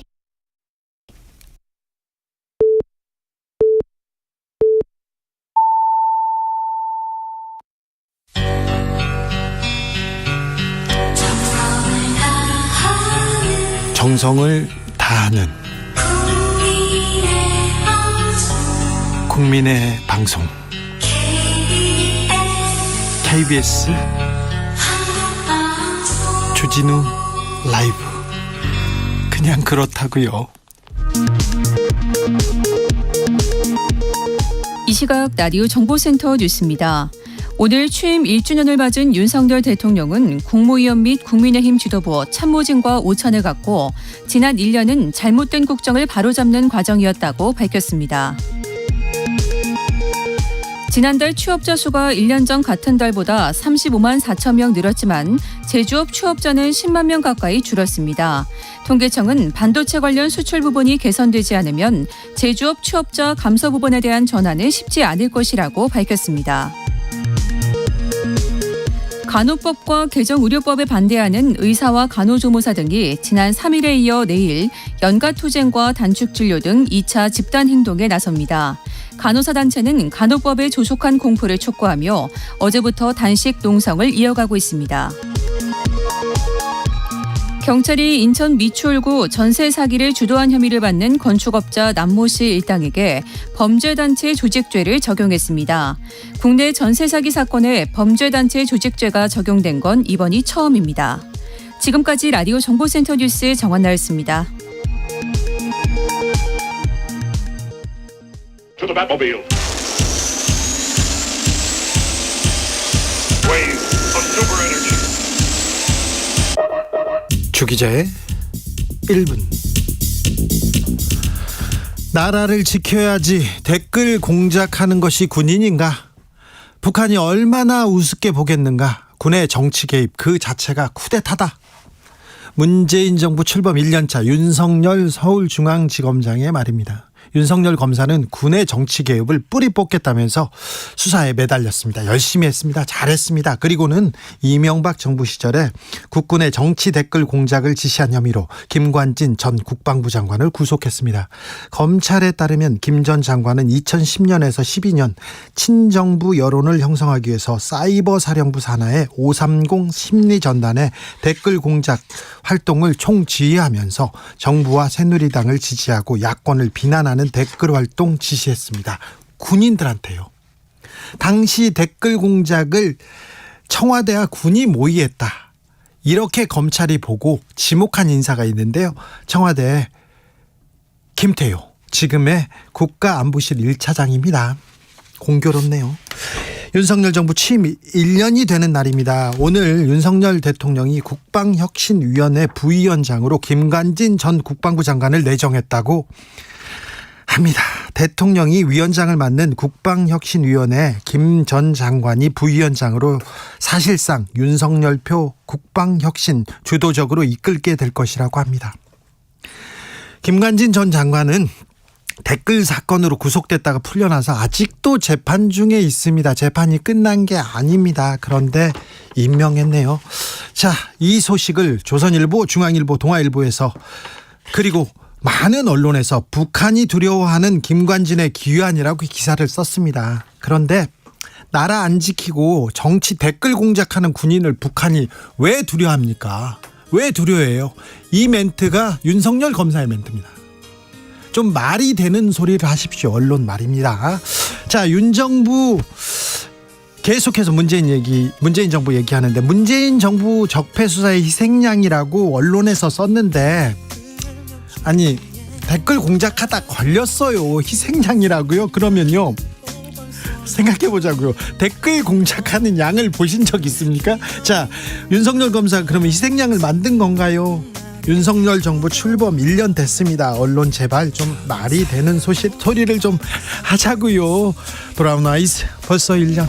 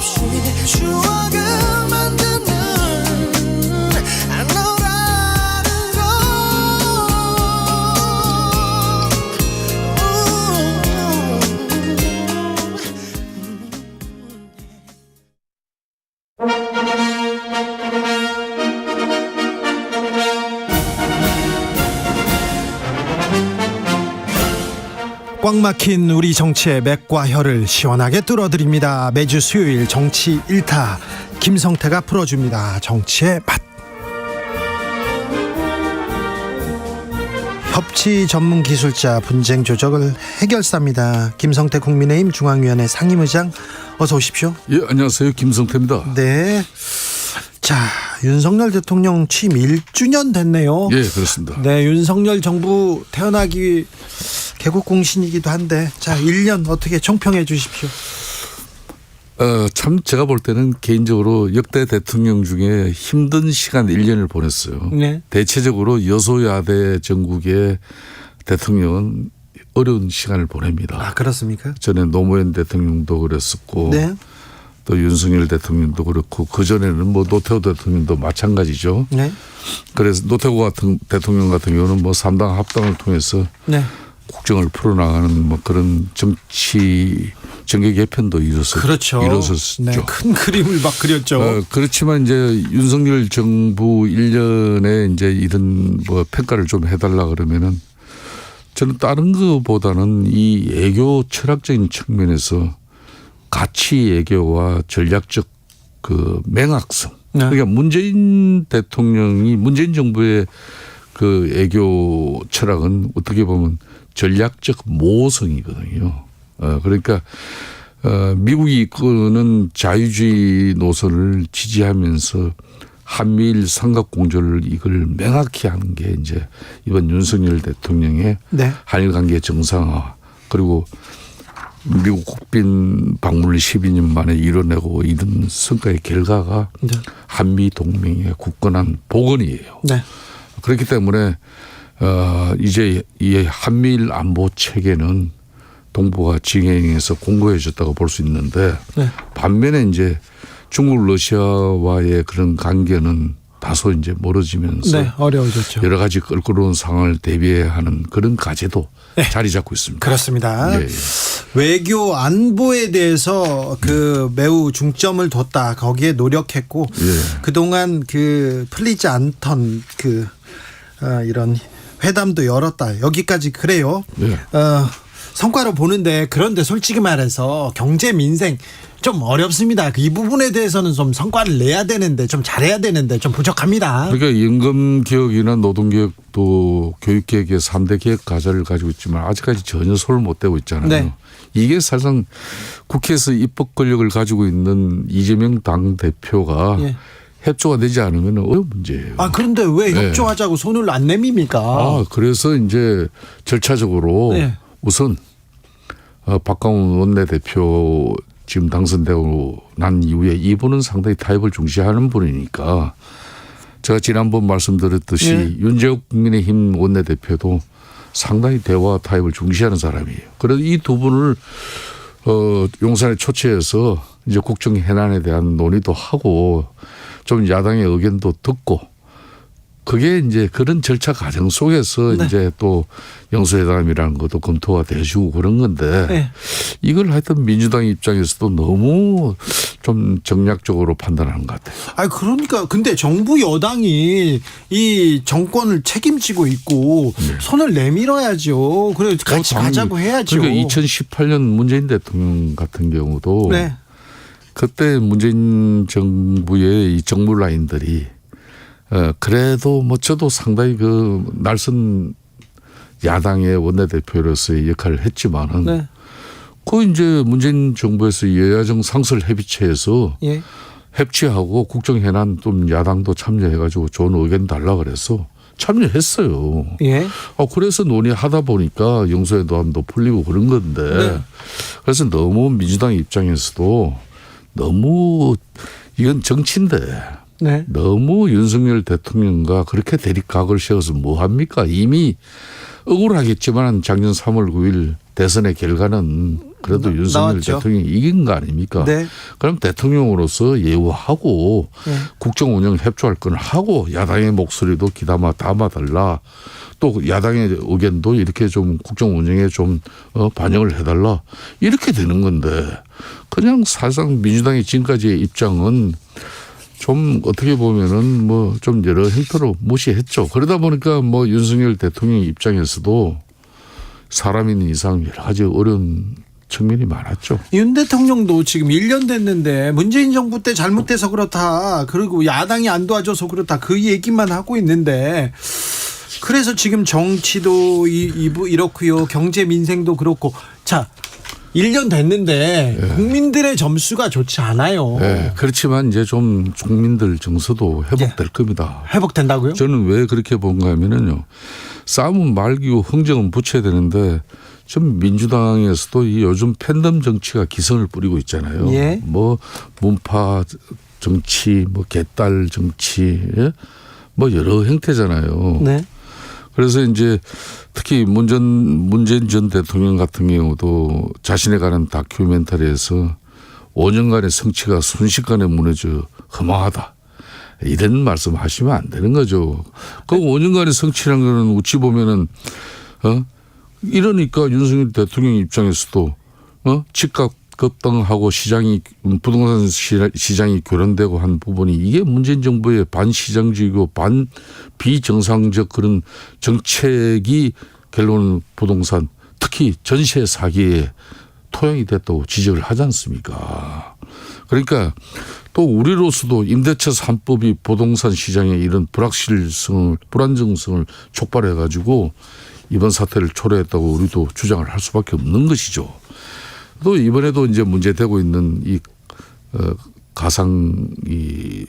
가상화폐 얘기는 조금 코인. 이따가 할게요. 뭐 그런 부분에도 정권범죄 합동수사단 이런 거 왜 해쳤습니까? 사실상 이런 부분이 치명적인 거거든요. 자, 그 얘기는 잠시 후에 저희가 더 시간을 두고 얘기합니다. 좀 이제 윤석열 대통령 입장에서도 민생을 챙기기 위해서는 이거야말로 야당의 초당적인 협조가 필요한 부분인데 이게 전혀 지금 안 되죠. 아무튼 야당 입장에서는 협조할 수 있는 그런 뭐 대통령이 뭐 역할과 도리했냐 예. 이러는 건데. 그렇죠. 언제까지 이렇게 가면 서로 결국은 국민 민생만 피해를 입는 거 아닙니까? 그렇죠. 서로 민생만 그렇습니다. 그래서 대화해야죠. 대화해야죠. 정치가 실종되면요 서민들만 약자들만 피해를 입지 않습니까? 네, 그렇습니다. 그래서 솔직히 말해서 1년 윤석열 대통령 취임 1년 점수를 후하게 줄 수는 없어요. 점수 한번 줘보세요. 의장님이. 아니 지금 뭐 주진우 기자가 후하지 않게 줬다고 뭐 동네방네 이렇게 외치고 있잖아요. 또 뭐 여러 조사 기관에서도 네. 아직까지는 네. 대통령 국정 운영 그래요? 수행 지지율이 이제 뭐 37.5인가 38% 가까이 나왔는데 아직도 부정적인 여론이 높죠. 네. 이게 그러니까 한일 관계 정상화 이런 거 하면 당연히 배상 문제 그렇게 네. 하고 또 일본 방문하면은 아직까지 민족 감정이라는 게 있는데 네. 대통령으로서 좋은 소리 못 들을 걸 뻔히 알면서도 윤석열 대통령은 이걸 왜 하겠습니까? 생존의 문제, 국가 안보적인 문제는 생존의 문제 아니에요. 그래서 이제 자유민주주의, 이런 시장경제, 법치 이런 흔히 말하는 보편적 가치를 중시하는 거예요. 네. 4년 이제 오늘부터는 좀 점수를 따야 됩니다. 따야죠. 일본 국민, 미국 국민한테 점수 많이 땄으니까 이제 우리 국민한테 좀 따주셔야 돼요. 맞아요. 네. 예. 참 그런데요. 국민의힘은 또 이렇게 또 계속해서 걱정만 끼친 것 같아요. 생각해보면 대통령도 안 도와주고 국민들도 안 도와주고 계속해서 그 안에서 사건 사고 설화. 자, 태영호 최고위원은 사퇴했습니다. 자진 사퇴했습니다. 예, 그렇습니다. 이거 대통령실이나 주변에서 압박한 거 아닙니까? 그렇게 보면 안 되는 안 거죠. 됩니까? 이거 왜 안 보는가 하면요. 네. 좋은 타산지석 반면교사로 삼아야 될 일이 있었어요. 그래요? 특히 박근혜 정부 시절에 네. 박근혜 청와대가 예. 정무라인이 네. 공천에 개입해가지고 그 결과는 감옥 갔어요. 감옥 갔잖아요. 실형을 받았죠. 박근혜 전 대통령이 실형 받았어요. 이걸로. 그렇습니다. 그렇기 때문에 네. 이게 당내 문제에 이렇게 용산이 개입한다는 게 예. 그렇게 한간에 뭐 의혹이나 문제제기처럼 쉬운 게 아닌 겁니다. 그러면 안 되죠. 안 되는 거죠. 네. 특히 정당 정치에 개입하는 것은 민주주의를 훼손하는 부분. 그렇습니다. 정당 민주주의의 큰 문제죠. 정당 민주주의를 지금 훼손했습니까? 그렇기 때문에 이번에 태영호 최고위원의 이 사퇴 문제도 네. 본인은 정치인입니다. 이제 네. 정치인으로서 또 정치인이 한 텀을 가지면은 네. 또 치유와 회복의 시간도 되는 것이고 네. 또 때로는 다시 정치 역할을 할 수 있는 기회를 만들 수 있는 거예요. 그렇습니까? 또 본인 입에서부터 비롯된 이 실수를 설화를 본인이 거둬야지 어떡하는 겁니까? 그렇습니까? 네. 경선이 아니죠. 공천 개입은 매우 큰 일이고 민주주의를 훼손하는 그런 중차대한 일이기 때문에 네, 본인이 지금 거둬야 된다. 그렇죠. 자, 그러면요. 네. 전 청와대 정무수석 김재원 최고위원은 어떻게 됩니까? 뭐 지금 시간에 네. 지금 윤리위원회가 열리고 있죠. 네. 이 부분의 결과는 이제 이따 나와 봐야 알겠지만은 상당히 김재원 최고는 적극적인 소명을 통해서 뭐 정치인의 한 사람으로서 다 정치적인 판단이 있는 거 아니겠냐. 네. 그렇지만은 이제 우리는 공당으로서 특히 중도 무동층을 또 우리는 지향하면서 내년 총선을 또 준비해야 되는 그런 집권당으로서 네. 그 정서의 괴리를 본인이 어떻게 지금 극복할지 모르겠어요. 알겠습니다. 아무튼 대통령 지지율에 국민의힘이 큰 걸림돌이 되고 있다 이런 얘기도 있습니다. 그러니까 우리 국민의힘이 좀 이 당내 불안화 네. 또 뭐 이런 지도부의 설화가 없을 때 네. 대체로 윤석열 대통령 지지율이 잘 나왔어요. 그렇습니다. 지난번 40%대가 그때예요. 그런데 네. 설화가 없었을 때가 별로 없었어요. 그 문제가. 자, 잠시 후에 민주당 얘기할 테니까 그때 얘기하시면 됩니다. 저는 뭐 네. 민주당은요 이렇게 이야기 안 합니다. 알겠습니다. 우리 잘못한 거는 우리 잘못한 네, 거죠. 그렇습니다. 윤 대통령 지지율 김성태 의장께서 언급하셨는데요. 연합뉴스 TV가 매트릭스에 공동 의뢰했습니다. 지난 6일에서 7일 조사했는데 취임 1주년 어떻게 생각하느냐 했을 때 긍정평가는 37.5%, 예. 부정평가는 60%로 집계됐습니다. 37.5대 60이라 이거 안 됩니다. 더 높여야 됩니다. 자세한 사항 중앙선거 여론조사심의위원회 홈페이지를 참조하시면 됩니다. 자, 그런데요, 지금은요, 한일 정상회담도 아니고요, 윤석열 대통령도 아니고요, 국민의힘 최고위원들도 아니고, 모든 정치적 관심이 지금은 민주당의 한 의원한테 쏠려 있습니다. 이 가상자산. 네. 아직까지 범죄라고까지는 아직은 법적으로는 아직 가려지지 않았어요. 하기는 좀 그렇죠. 네. 그렇지만은 사실 이 부분은 2030을 비롯한 MZ 세대들에게 상당히 치명적인 부분이에요. 아니 그런데 2030 민주당의 이제 동본투 사건보다도 네.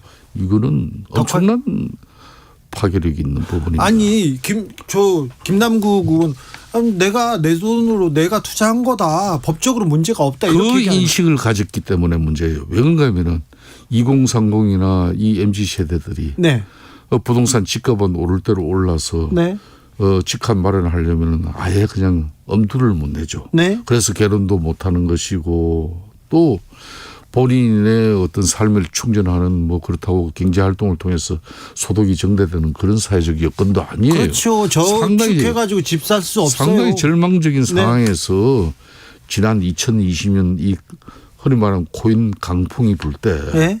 다들 정말 그냥 몰빵 그냥 연끌을 했어요. 예. 그나마 뭐 부동산 이쪽에 연끌을 한 사람은 그래도 뭐 집값이 좀 떨어지긴 했지만은 예. 그 토대라도 있는 건데 이 지금 가상 자산 이 코인에 해가지고 망친 사람들은 90% 이상입니다. 물론 주변에 예. 일확천금을 또 확보한 사람들도 있어요. 네. 선망의 대상이 되고 있죠. 그거는 정말 로또 맞는 시기예요. 예.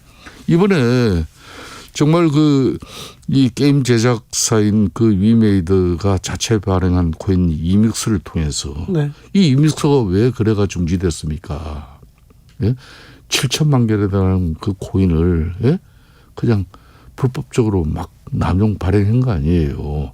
그로 인해서 수천억 피해가 입은 겁니다. 예? 선의의 코인 예. 이 이믹스의 피해가. 네. 그런데 그런 상황을 딴 사람도 아니고 국회의원은 한마디로 공적 영역에 있는 사람이에요. 네. 선출직 공무원이란 말입니다. 네. 선출직 공직자가 자신의 재산 정식을 위해서 예. 이런 한마디로 이 코인이 뭡니까? 가상자산이라는 게 이게 뭐 주식처럼 상하한선이 있는 것도 아니고 네. 또 뭐 거래 시간이 제한되는 것도 아니고 24시간 이게 돌아가는 거예요. 네.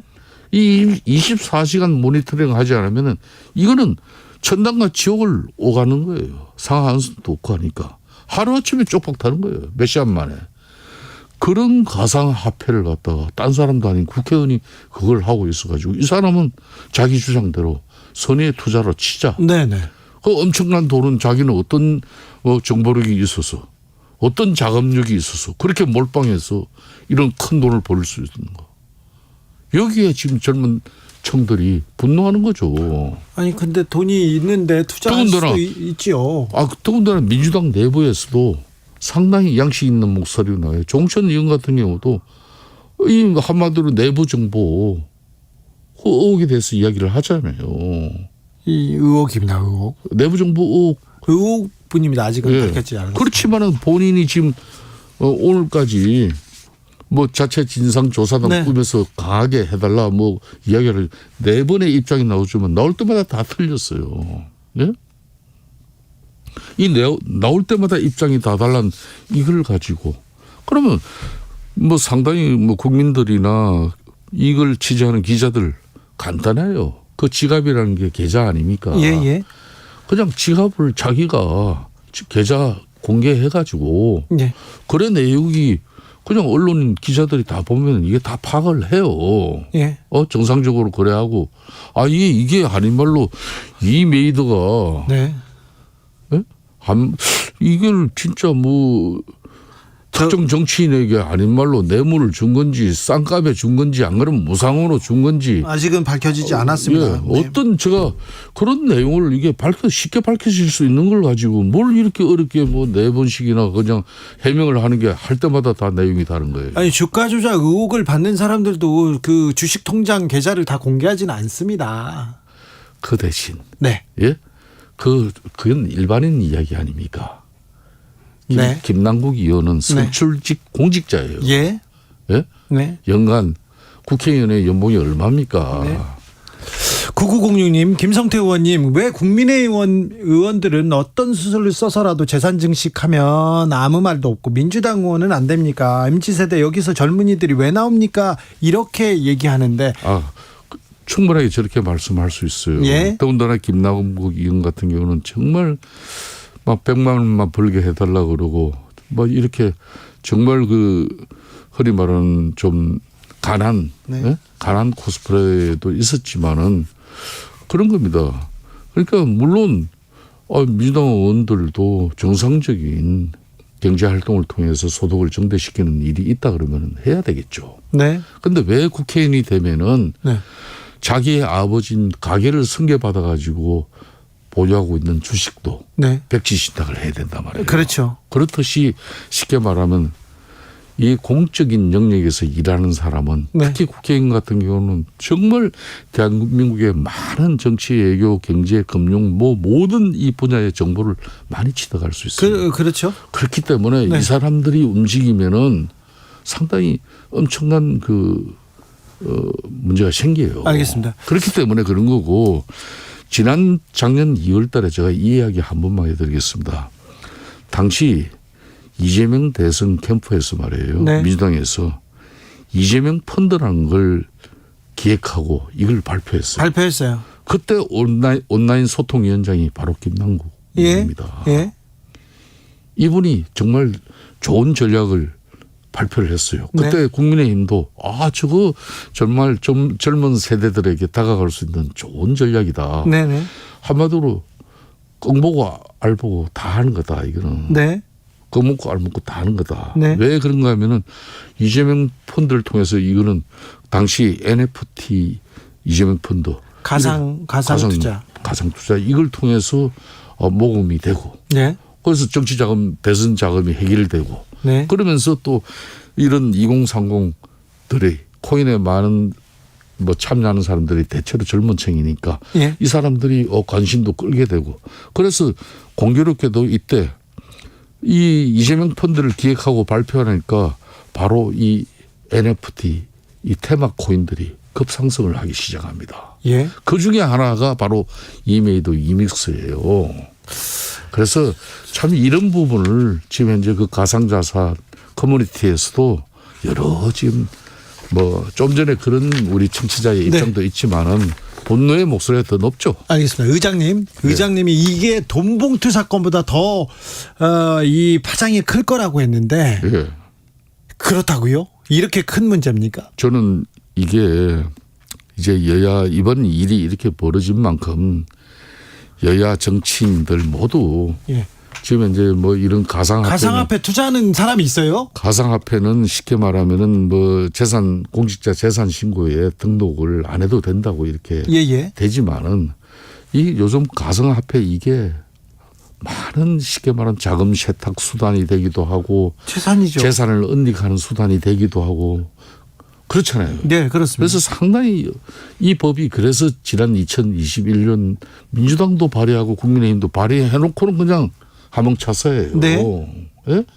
그래서 이 부분을 빨리 법 개정도 이루어져 가지고 이 가상화폐 시장의 거래도 보다 투명하게 그리고 선의의 피해자가 없게끔 이렇게 거래가 운영될 수 있도록 상당히 이정표를 만들어야 돼요. 그런 측면에서 이번에 이거는 시작일 뿐입니다. 그러니까 여야 정치권에서도 이 가상화폐 투자를 통해서 공직자 재산 신고 제대로 하는 사람들 발본색은 해야죠. 알겠습니다. 김남국 의원은 어떤 입장인지 저희 방송에 오기로 했었는데요. 지금은 입을 닫고 있습니다. 입장을 밝힐 시점이 있으면 오면 바로 밝히겠다고 하니 그때 들어보도록 하겠습니다. 5906님께서 공동혁신구역 마무리하면서 그동안 감사했다니 오늘 마지막 방송인가요? 아니요. 1년 동안 감사했다고요. 1년 동안 김성태 의장님도 감사했습니다. 이제 4년 남았는데 윤석열 정부. 네. 자, 이거는 해결해야 되는데 네. 자, 이 문제에 대해서는 좀 의장님도 좀 지분이 있으니 자, 주 69시간 그렇게 가는 건 아니죠? 그렇죠. 근로시간 개편이 네. 일부 이제 뭐 정말 좀 탄력적 근로시간에 필요한 불가피한 사업장이 있다 하더라도 네. 주 52시간의 이 근로시간을 갖다 어떤 경우든 69시간이니 60시간 이상이 계약되면 안 되죠. 알겠습니다. 52시간 존중되고 앞으로 국민의힘 윤석열 대통령도 김성태 잘한다. 근로시간을 더욱더 삶의 질을 이게 충만하기 위해서는 이걸 줄여나가야 될 지향점을 가져야 되는 거죠. 이거는. 그러니까 김성태 잘하는데 윤석열 대통령도 잘해야 되는데. 아니 윤석열 대통령께서도 지난번 고용노동부에서 이걸 잘못 풀어서 그렇지 네. 근본적으로 왜 노동자들 경제활동 인구 2천만이 그 어려운 근로시간을 갖다 왜 조금이라도 줄여줘야죠 이걸. 자, 그리고 민생도 좀 챙겨주셔야 됩니다. 그렇죠. 그렇죠. 여야가 대립하면 정말 정치가 양극화로 쫙 갈라지면 중간에 있는 국민들만 약자들만 손해를 봅니다. 이제는 그러게. 좀 정치 복원해 주십시오. 이게 뭐 정치권에서도 뭐 협치를 통해 가지고 네. 뭐 중고생들이 이 피자급으로 마약을 하는 이런 암담한 세상은 빨리 걷어내주고 네. 또 아울러서 이런 가상자산 이런 범죄도 네. 범죄 원상이 안 되게끔 보다 투명하고 예. 뭐 이런 운영적인 측면에서도 안심하고 네. 코인에 투자할 수 있는 그런 뭐 기틀을 만들어야죠. 강자가 기득권이 손을 먼저 내밀어야 이렇게 좀 잘 풀릴 텐데 특별히 국민의힘이 이렇게 손을 내밀면 국민들이 쳐다보고 그래 소통하려고 노력한다. 국민들이 박수를 치는데. 그게 이제 정권 1년차 입장에서는 문재인 정부에서 뭐 탈원전 정책으로서 원전 산업이 흔들렸고 막 이런 여러 가지 문제가 있잖아요. 그래서 그런 탈원전 2년적 환경 정책 때문에 매몰된 뭐 새로운 어떤 그런 국정 기조 이런 부분을 집권 1년 차에서는 좀 강조해 주고. 이거 너무 핑계 대는 것 같은데요. 좀 이제 서민들 노동자들 네. 특히 이런 취약계층 이런 네. 분들의 더 따뜻한 손길을 더 많이 보내드려야죠. 여기까지 듣겠습니다. 감사합니다. 김성태 국민의힘 중앙위원회 상임의장이었습니다. 감사합니다. 예, 감사합니다. 교통정보센터 다녀오겠습니다. 정현정 씨. 네, 퇴근 시간이 되면서 도로 위에 정체 늘었습니다. 먼저 경부고속도로 서울 쪽으로 오산 부근에서 동탄 분기점까지 막히고요. 기흥 동탄에서 신갈 분기점까지는 11km 넘는 정체 보입니다. 판교 분기점에서와 달래내 고개에서 반포까지 밀리고 있고요. 반대 부산 쪽으로는 한남에서 서초까지 정체입니다. 서해안고속도로 서울 방향은 일직 분기점에서 금천까지 제속도 못 냅니다. 영동고속도로 인천 쪽입니다. 양지터널 부근에서 용인까지 6km가량 밀리고요. 동선에서 광교터널까지 2km 구간 정체입니다. 북선 부근에서 부곡까지 이어서 정체고요. 군포에서 반월터널까지 밀리고 있습니다. 월곡 분기점에서 영동선 시점까지 6km가량 천천히 갑니다. 서울 시내도 정체 구간 늘었습니다. 강변북로 구리 쪽으로 동작대교에서 반포대교 사이가 가장 많이 막히고요. 내부순환도로는 성산 방향으로 마장램프에서 홍지문 터널까지 제속도 못 냅니다. KBS 교통정보센터에서 정현정입니다. 대한민국 20대 대통령의 국민의힘 윤석열 후보가 당선됐습니다. 이 나라를 자유민주주의와 시장경제 체제를 기반으로 국민의힘 오세훈 후보가 59.1%로 당선됐습니다. 지금 다시 한번 들어봐 주십시오. 국회에서 승인 안 해주고 날리면 이라고 되어 있습니다. 이번 압사 사고는 헬로윈 데이를 국민의 생명과 안전을 책임져야 하는 대통령으로서 너무나 비통하고 화물 연대는 왜 파업했을까요? 신속 엄정하게 조치해 주시기 바랍니다. 정부가 오늘 일제 강제동원 피해자 배상 문제에 대한 해법을 공식 발표합니다. 지난 3월 도쿄에 이어서 52일 만에 오늘 서울에서 한일 정상이 회담을 가졌습니다. 이번 회담에서 논의된 내용과 의미를 한일 관계도 이제 과거를 넘어서야 합니다. 윤석열 대통령이 7년 만에 처음으로 거부권을 행사한 법안은 양국관리법이었습니다. 윤석열 대통령이 미국 워싱턴에 도착해 즉각적인 정상 간 협의를 갖기로 했으며 최선을 다할 것입니다. 1년 전 이맘때를 생각하면 외교 안보만큼 큰 변화가 이루어진 분야도 없습니다. 무너진 시스템을 회복하고 체감할 만한 성과를 이루기에는 시간이 필요합니다. 거야 입법에 가로막혀 필요한 제도를 정비하기 어려웠던 점도 솔직히 있습니다. 국민이 진정한 주인인 나라. 국제사회에서 책임을 다하고 존경받는 나라를 위대한 국민과 함께 만들어 나가겠습니다. 반드시 만들어 나가겠다고 이렇게 윤석열 대통령이 1년 전 2022년 5월 10일 국민께 약속했습니다. 그 약속은 잘 지켜지고 있는지 시민의 눈으로 좀 짚어보겠습니다. 자, 함께 하신 시민 세 분 모셨습니다. 이태원에서 자영업하고 계신 남인석 씨 오셨습니다. 안녕하세요. 네, 안녕하세요. 네. 구교현 라이더 유니언 위원장 오셨습니다. 네, 반갑습니다. 그리고 대학생 이다슬 씨 오셨습니다. 안녕하세요. 네, 이다슬 씨는 주진우 라이브에 오신 적 있어요. 네. 고등학교 때 왔어요. 네, 맞아요. 그때 와서 무슨 얘기했죠? 그때 청소년 참정권 관련해서 얘기했던 것 같습니다. 네. 그러다 지금 대학생이 됐어요? 네. 네. 훌륭하네. 아유, 잘했어요. 아이고, 잘했다. 네. 많은 일이 있습니다. 이태원 참사도 생각나고요. 또 뭐 노동자들과의 좀 대립도 이렇게 생각나고 주 52시간을 늘리겠다 이런 얘기도 있었는데 윤 대통령 오늘 대통령 취임 1년을 맞았습니다. 자, 여기 계신 세 분들의 삶은 어떻게 좀 변화가 있습니까? 가장 큰 변화는 이태원에 계신 분들이 있을 것 같은데요. 남인석 선생님. 예. 변화가 많죠. 네, 어때요? 어떻게 해요? 지금 멍 때리고 있는 중입니다. 지금도요? 예. 지금은 그래도 좀 사람들이 좀 지금은 그래도 외국인들이 많이 들어오기 때문에 네. 그래도 많이 사람들이 고각합니다. 네. 예, 그 외국인들이 좀 부진하죠. 그렇습니까? 예. 1년 전과 지금 1년은 정말 뭐 큰 차이겠네요. 힘들죠. 예. 네, 조금 나아지셔야 될 텐데. 예. 배달하시는 분들도 더 어려워졌다는 얘기 많이 들립니다. 구교현 위원장님. 네, 지금 뭐 코로나 이제 끝나가지고 네. 뭐 그런 이유로 이제 전체적으로 주문량도 좀 떨어지고 하는 부분들도 있는데 사실 코로나 때는 저희가 나름대로 필수 노동자라고 막 불리면서 우리가 코로나 슬기롭게 극복하는데 배달 노동자 여러분들 덕분입니다. 덕이 커요. 네, 그래서 뭐 많이들 관심도 가져주시고 한 때가 있었는데 진짜 한때로 지나갔고 지금 뭐 정부의 어떤 정책이나 이런 것에 배달 노동자들 이야기는 찾아보기가 어려운 뭐 이런 실정이죠. 그렇습니까? 노동 환경 안 좋아지고 있고요. 안 좋아지고 있습니까? 네. 두 분이 안 좋아졌네. 대학생 이다슬 씨는요? 네, 저는 일단 청년으로서 뭔가 생활하는 데 있어서 제가 지금 자취를 하고 있는데 지난 겨울에 가스요금이 엄청 많이 올랐어요. 그렇겠네. 네. 맞다. 그리고 또 물가도 너무 전기세, 올라가지고 물가.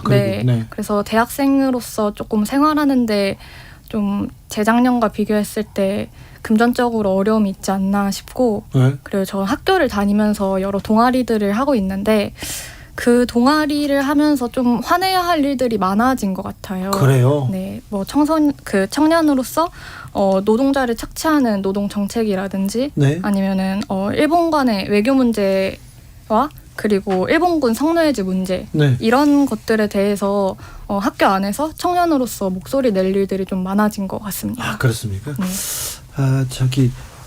학교 매점에 학교 식당에서 식당은 이렇게 학식이라고 하죠? 네. 얼마예요 지금은? 지금 한 6,500원 정도 하는 것 같아요. 그래요? 네. 이대 앞에 가면 그 정문 들어가기 전에 앞에 분식집에서 김치볶음밥은 얼마나 합니까? 그게 요새 가격이 꽤 많이 올라서 한 7,000~8,000원 정도. 김치볶음밥이? 네, 그 정도 하는 것 같아요. 비싸네. 이 김치볶음밥 비싸네요. 남인석 선생님. 예. 네. 지난 1년 윤석열 대통령이 이렇게 취임하고 나서 네. 1년 이렇게 가장 기억에 남는 장면이 있습니까? 글쎄요. 기억에 남은 것은 워낙 이태원 사고가 컸기 때문에 네. 거기에 너무 멍 때리다 보니까 네. 그런 기억은 별로 없고, 그러나 우선 자유민주를 찾으시고 네. 또 이게 국방에 대해서 네. 거기서 또 철저히 나서시고 네. 애교적에서 나신 데서 믿음이 가고. 윤 대통령이? 예. 그런 데서 믿음이 가는데. 외교는 믿음이 갑니까? 예. 그런데 지금 우리 자영업자로서는 네. 참 어려운 문제가 많죠. 그리고 이제 코로나를 한 3년. 그렇죠. 어려웠잖아요. 자영업자. 나서 또 참사가 터졌잖아요. 우리는. 나아져야 되는 참사가. 참사가 터졌잖아요. 네네. 그래가지고 한 달 동안 펜스를 쳐놓고 사람이 오가도 못하고. 예. 그런 판국이 있는 데다가 계속 어떤 유족들하고 어떤 해결 문제도 나지 않고. 네. 그러고 있으니까 이것도 아니고 저것도 아닌 그런 상황에서 네. 상당히 좀 안타깝죠. 네네. 예. 남인석 선생님은 윤석열 정부에 조금 애정이 혹시 이거 여쭤봐도 되는지 대답 안 해도 됩니다. 예, 하세요. 선거 때 누구 찍으셨어요? 저요? 네. 윤석열 대통령.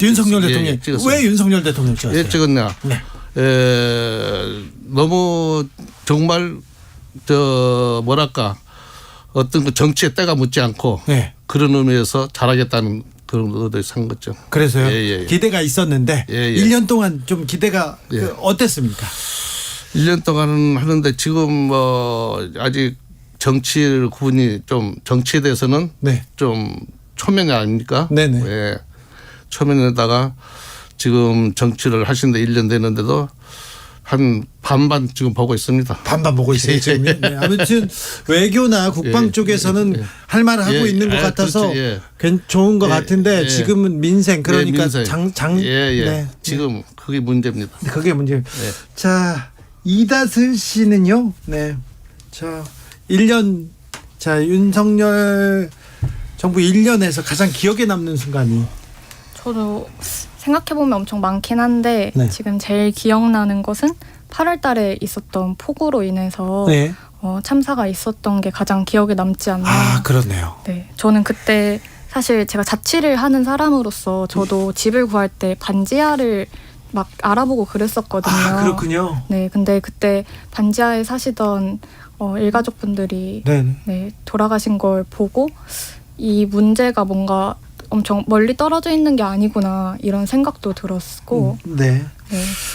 택배 노동자 구교연 선생님은 어떤 장면이 기억납니까?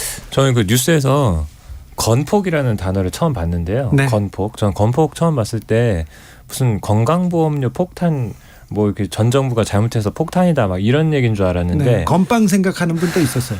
알고 보니까 그게 건설노조의 폭력 이거를 건폭이라고 하더라고요. 건설노조 그리고 건설폭력배. 네, 건설폭력배. 그러니까 건설 노동자들이 사실 되게 현장에서 엄청 위험하고 열악하게 일하는 그 일용직 노동자들이 대부분이고 사실 그런 건데 그 노조를 막 그런 식으로 폭력 집단으로 몰아가고 그리고 또 비슷하게 또 화물 운전하시는 노동자들 하루에 15시간씩 막 이렇게 일하시는 분들을 또 폭력 집단으로 몰아가고 이렇게 노조를 집 밟으면 없어진다고 생각하시는 것 같아요. 이 정부는. 좀 노조를 좀 적대화하는데 절대 노동자를 적대적으로 생각해서는 안 되는데 그런 측면이 좀 보여요. 그러니까 노조는 헌법에 보장된 조직이거든요. 그 법정 조직이고 법 잘 지키셔야 되는데 노조를 이렇게 자꾸 짓밟아가지고 도대체 정치를 어떻게 하시려는지 정말 저는 걱정이 큽니다. 네, 노동 문제 얘기할 때 노조 문제 잘못됐으면 바로 잡아야죠. 잘못됐으면 수사해야 되는데 부장검사가 얘기하실 얘기를 지금 대통령이 얘기하시나 그런 지적은 좀 있었습니다. 네, 그 점도 생각이 나네요. 한 어머님 얘기를 좀 듣고 올게요. 서울 거주하는 40대 중반이고요. 애를 키우고 있습니다. 자, 중학생 학생을 두었는데요. 네. 전화 연결됐습니다. 정치자하고 연결해 보겠습니다. 어머님 나와 계세요? 예, 안녕하세요. 네.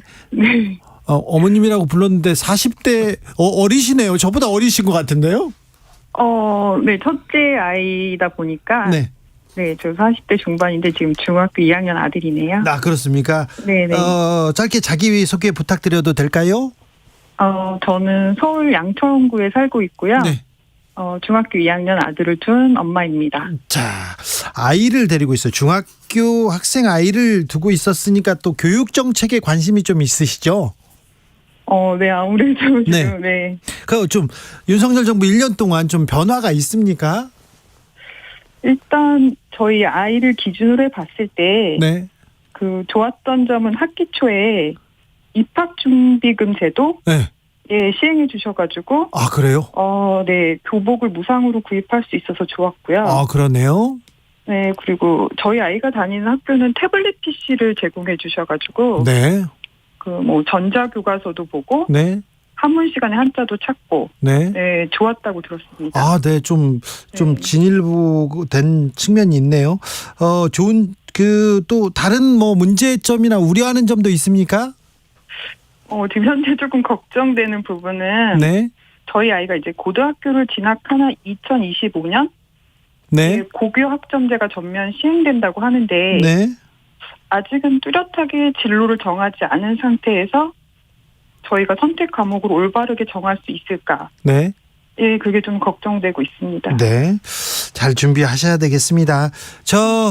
지금 물가가 많이 올라서 물가 걱정하는 분들도 많아요. 주부들은 어떻습니까? 물가 상황이 체감 물가 좀 변화가 있습니까? 아무래도 이제 대출 금리도 좀 많이 올랐고요. 외식이나 여행 같은 분야에 좀 지출을 줄이게 된 것 같고요. 그래도 이제 줄일 수 없는 분야는 그래도 아이를 데리고 있다 보니까 이제 교육비는 줄일 수가 없었던 것 같고, 지금도 사교육비는 좀 많은 부담으로 자리 잡고 있습니다. 네, 사교육비를 좀 줄여줘야 되는데 교육이 좀 바로잡아 펴가지고 이 교육에서도 좀 나은 정책들, 개혁 정책들을 보이지 않는 것도 좀 아쉽습니다. 자, 윤 대통령한테 이렇게 주부 대표로, 엄마 대표로 한 말씀 하십시오. 전하고 싶거나 부탁 있으면 이거는 잘해 주십시오. 이런 얘기도 좋습니다.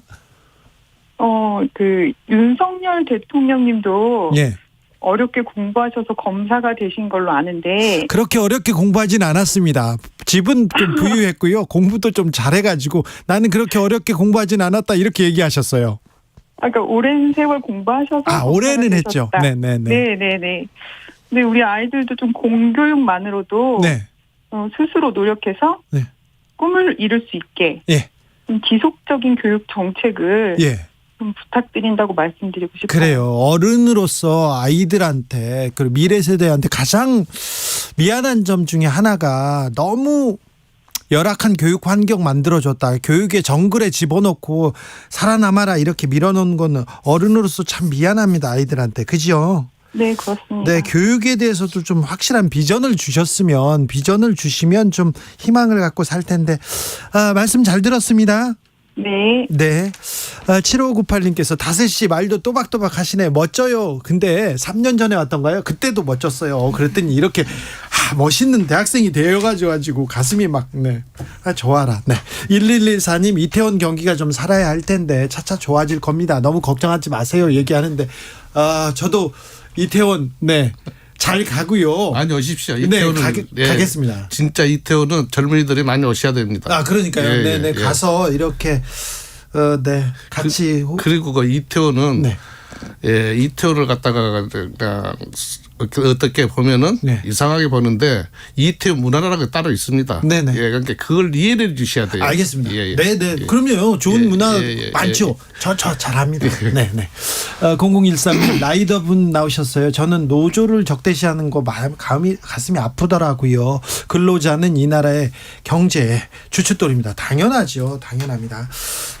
이중성님께서 오늘 방송 가슴이 따뜻하네요. 그런데 저도요 이렇게 여러분들 모시고 얘기하니까 정치인들 모시고 서로 누가 잘했니 잘못했니 얘기하다가 이 얘기하니까 참 좋습니다. 좋아요.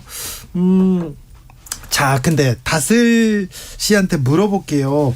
윤석열 정부에서 MZ세대 청년한테 이렇게 계속 얘기하고 청년들을 잡기 위해서 막 노력한다고 이렇게 외치고 있잖아요. 그런데 좀 그런 말 들을 때 어떤 생각 듭니까? 어떤 정책 나올 때마다 어떤 생각하고 계십니까? 사실 좀 부정적인 게 많은 것 같아요. 네. 처음에 이제 윤석열 후보가 나왔을 때 윤석열 후보가 나왔을 때 뽑았던 사람들도 네. 제 주변에 있는 친구들도 지금 이제 윤석열의 행보를 보고 좀 긍정적으로 평가하는 사람들은 많이 없는 것 같아요. 윤 대통령에 대해서 지금 뭐 부정적인 여론이 좀 높지요. 네. 그러면서 저는 이게 사실 좀 시작부터 잘못되지 않았나 싶은데 네. 이 윤석열이 처음에 청년 정책 대통령이. 죄송합니다. 네. 윤석열 대통령이 이제 네. 처음에 청년 정책들을 얘기했을 때 그 기반이 저는 성별 갈라치기라고 생각을 하거든요. 그러니까 젠더 갈등 심하겠어요. 네. 그래서 이거를 뭔가 그냥 성별으로 굳이 나누지 않아도 될 문제들을 자꾸 성별으로 나눠서 이야기하는 바람에 네. 이 다른 공약에 청년들이 좀 집중하기보다는 네. 그 성별에만 집중을 해서 맞아요. 뽑은 경우가 많아서 그 이후에 이제 윤석열 대통령의 공약들이 시행이 됐을 때 이런 공약들이 있었냐, 뭔가 나는 이걸 몰랐는데 이렇게 하냐, 이런 식의 의견들이 조금 많았던 것 같아요. 청년 정책이나 공약들도 숨겨지고 젠더 갈등만 부각됐어요. 네. 근데 좀 실제는 어떻고요? 지금 젠더 갈등은 어떻게 좀 어떤 상황입니까? 사실 뭔가 젠더 갈등이라고 얘기하기 조금 애매한 것 같긴 해요. 왜냐하면 이게 저는 사실 젠더 갈등이라기보다는 그냥 사회적인 차별을 이라고 생각을 하거든요. 네. 그래서 이게 갈등의 문제가 아니라 옳고 그름의 문제이지 않나. 그래서 네. 실제로 있는 차별들은 없애되 그 안에서 공정하게 뭔가 할 수 있게끔 하는 게 중요하지 않나 싶습니다. 지난 대선에서 가장 아팠던 장면 중에 하나가 저는 정치권에서 정치적 이익을 위해서 2030 세대 간 갈등 그리고 젠더 갈등을 이용하고 부추겼던 거, 그거 정말 해서는 안 된 일을 했다, 이런 생각이 드는데요. 아무튼 다슬 씨가 그 얘기를 해주셨습니다. 구교연 위원장님, 네. 윤 대통령의 노동 정책에 대해서는 얘기를 안 할 수가 없네요. 네. 1시간 얘기해야 되는데. 네. 간단하게 보면 뭐 윤석열 대통령이 이제 노동개혁 얘기했습니다. 뭐 네. 연금, 교육, 노동개혁 했는데 그 중에 제일 중요한 게 노동개혁이라고 하셨는데, 네, 그러면서 얘기하신 게 뭐 그 주 69시간제 뭐 이거 하고, 그리고 직무급제라고 뭐 이렇게 임금 체계를 바꾸고 뭐 이런 얘기를 하셨어요. 잘 못 알아듣겠는데 아무튼 노동 시간을 늘린다고 하니까 이게 난리가 나가지고 지금 정부에서 하려고 하다가 또 못한 상태고, 네. 그리고 실제로 열심히 하신 거는 앞서 말씀드린 대로 이제 노조에 대해서 노조를 폭력 집단, 비리 집단 뭐 이런 식으로 몰아가지고 계속 요걸 이제 압박하고 뭐 이렇게 언론에 퍼뜨리고 여론을 악화시키고 수사하고 뭐 지금 고발하고 뭐 이런 식으로 노조를 하는 것에 대한 어떤 거부감을 이제 확산시키는 이런 방식으로 하면서, 근데 항상 그 얘기는 안 빼놓습니다. 윤석열 정부에서 노동 약자를 보호하겠다는 말을 빼놓지는 않거든요. 이 노동 환경, 네. 이 경제 환경, 이 회사의 환경, 네. 사실은 회장의 책임이 크잖아요. 네. 네. 노조보다. 네, 네. 근데 사용자, 힘 있는 사람들 책임은 다 빼고 노조한테만 물어보는 그런 측면 좀 있어요. 그리고 지금 이제 배달도 저희 하는 일들은 뭐 플랫폼 기업들하고 이제 상대를 하는데, 네. 우리가 잘 아는 뭐 배달의 민족이라든지 이런 쿠팡 이런 회사들하고 상대하는데, 여기는 사실 법이 없어요. 규칙이 없습니다. 플랫폼 기업은 뭔가 신산업이라고 해서 뭐 있는 규제까지 없애주려고 하는 분야고, 그러다 보니까 노동법도 안 지키고, 네. 뭐 기업의 최소한의 책임도 안 지키고 뭐 이런 식으로 자기들 마음대로 영업을 하고 있어요. 이게 문제가 되니까 정부에서 하는 게 자율 규제라는 걸 한번 해보자. 이래가지고 자율 규제 한다고 노사 만나게 해서 대화를 시켰는데, 자율 규제가 됩니까 이게? 노동자들 막 얘기하는데 사측에서는 네 이러고 그냥 말아버리거든요. 이런 식으로 정부에서 어떤 규칙을 만들어줘야 플랫폼 기업들이 어떻게 하고 이런 게 돼야 노동자들의 권리보호가 되는 거 아닙니까? 사용자, 사장이 지금 책임져야 될 일인데 지금 사장이나 사용자는 빠지고 정부가 지금 노조와 직접 맞서는 그런, 맞습니다. 네네. 그런 구도를 만들고 있죠. 네, 그런 구도입니다. 굉장히 좋지 않은 구도인데요. 남인석 사장님, 네. 사장님이시죠? 네. 근데 조금 장사가 조금씩 나아지고 있습니까? 장사가요? 네. 장사는 얼마나 하셨어요? 어떤 장사십니까? 패션입니다. 패션요? 예, 20대, 30대 고객입니다. 사장님 옷차림 보고 패션 쪽이라고 생각했어요. 근데 좀 손님들이 오기 시작합니까? 예, 외국인들은 좀 오고 있어요. 외국인들은 오는데 아직 국내 사람들은 국내 사람들은 아직 무엇보다도 밥 먹고 살고 이렇게 자식들 그리고 가족들 행복하게 돌보면 이게 또 행복이고 그렇죠. 이게 사는 건데요. 이게 코로나 때부터 어려워요. 특별히 이태원은 코로나의 직격탄을 받았죠. 직격탄 받았죠. 네. 제일로. 자, 이제 좀 풀려야 되는데. 그런데다가 이 참사가 터졌잖아요. 그러니까 이태원이 썰렁하게 돼버렸어요. 그동안에. 그래서 이태원 그 참사 터진 그 159명에 대해서는 빨리 여야 할 것 없이 이걸 마무리를 지어서 정말로 현장에다 추모공원이라도 하나 만들어줬으면 내가 제일로 바라고 있어요. 그렇죠. 그걸 먼저 해결해주고 그걸 자리를 잡아줘야 되는데 지금 요즘 외국의 관광객들 오면요. 무조건 현장을 찾아옵니다. 찾아와서 현장을 확인해보고 이런 꼴목에서 이렇게 많은 사람은 죽었구나. 누구도 믿을 수 없죠. 믿을 수 없다 하고 이렇게 의아하고 가요. 그러면은 거기다가 미국 뉴욕에 9.11 테러 사건 났지 않습니까? 거기다가 현장 공원을 만들어서 얼마나 관광객이 많이 끌고 좋지 않습니까? 그러니까 이것도 그걸 갖다가 미국처럼 여기도 문화공간 그러니까 젊은이들 문화공간으로서 이렇게 만들어주면은 오히려 참 더 활성화되지 않을까 제 개인적인 생각이에요. 알겠습니다. 이태원 참사에 대해서 정부가 좀 마무리하는 자세를 보여줘야 그렇죠. 돼요. 그걸 해야 돼. 그거 지금 서로 떠밀고 지금 누구 책임지지도 않고 지금 여기 있으니까 여러 가지 참 골치가 아프죠. 멀리서 정치를 구경하다가 진짜 정치가 중요한 거구나. 현실에도 나한테도 지금 매우 밀접한 관계가 있구나 이렇게 생각하시죠 이제. 그렇죠. 좀 잘해야 되는데. 잘하겠죠. 자, 세 분한테 이제 1년은 지나갔어요.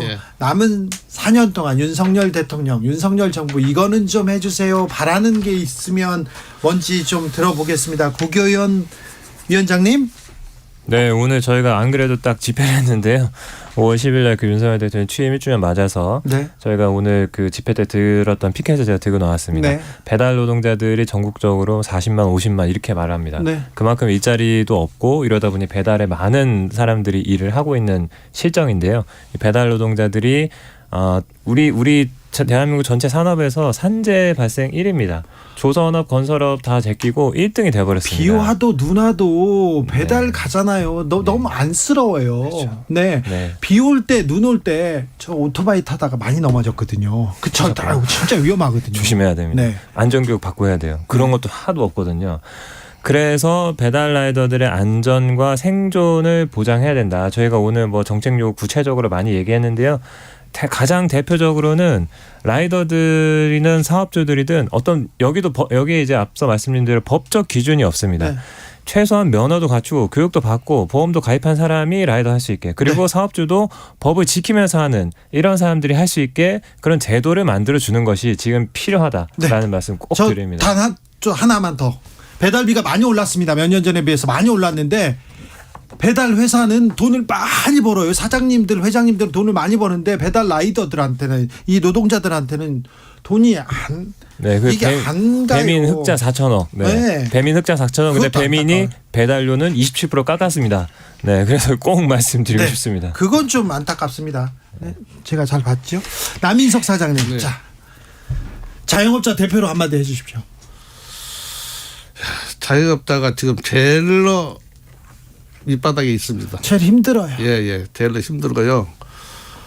정말 그동안에 그 코로나로 해서 3년 동안 힘들다 이렇게 사고 터진 데다가 더욱 힘들고 그래서 앞으로 좀 이 자영업자에 대해서 뭔가 좀 많이 좀 협조를 좀 해주셨으면 너무 감사하겠습니다. 그렇죠. 민생 챙겨야죠.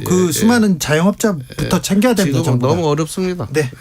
자, 대학생 이다슬 씨. 네, 저는 일단 윤석열 대통령님이 이걸 보실지 모르겠어서 모든 정치인분들께 하고 싶은 말이 있는데 가장 중요한 건 일단 국민과의 소통인 것 같아요. 제 본가가 지금 강원도 원주인데 지금 원주에 있는 아카데미 극장이 철거될 위기에 놓였거든요. 네.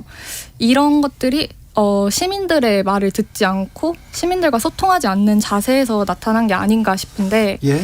지금 윤석열 대통령도 집무실을 용산으로 옮긴 것도 어쨌든 국민들과 소통을 더 열심히 하겠다. 그렇죠. 네, 그리고 취임 이후에 출근길 문답을 했던 것도 소통을 더 하겠다. 이런 의미로 했다가 지금은 다 안 하고 계시잖아요. 네. 그래서 이런 소통을 더 중요하게 생각하셔야 하지 않을까 싶습니다. 그러니까요. 잘 들어야 되는데 네. 국민의 목소리를 좀 들었으면 좋겠습니다. 서민의 목소리를 좀 듣고 약자들의 목소리를 좀 듣는 그런 4년이 되셨으면 합니다. 7598님께서 구위원장님, 구교연 위원장님 응원합니다. 깨어있는 5시 멋지고 고맙습니다. 이태원 남인석 아버님 응원합니다. 전 대학생 2 아들을 둔 비정규직 노동자입니다. 자, 1년 동안 고생하셨습니다. 더 힘을 내주십시오. 감사합니다. 감사합니다. 네. 감사합니다. 주진우 라이브 여기서 인사드리겠습니다. 지금까지 주진우였습니다.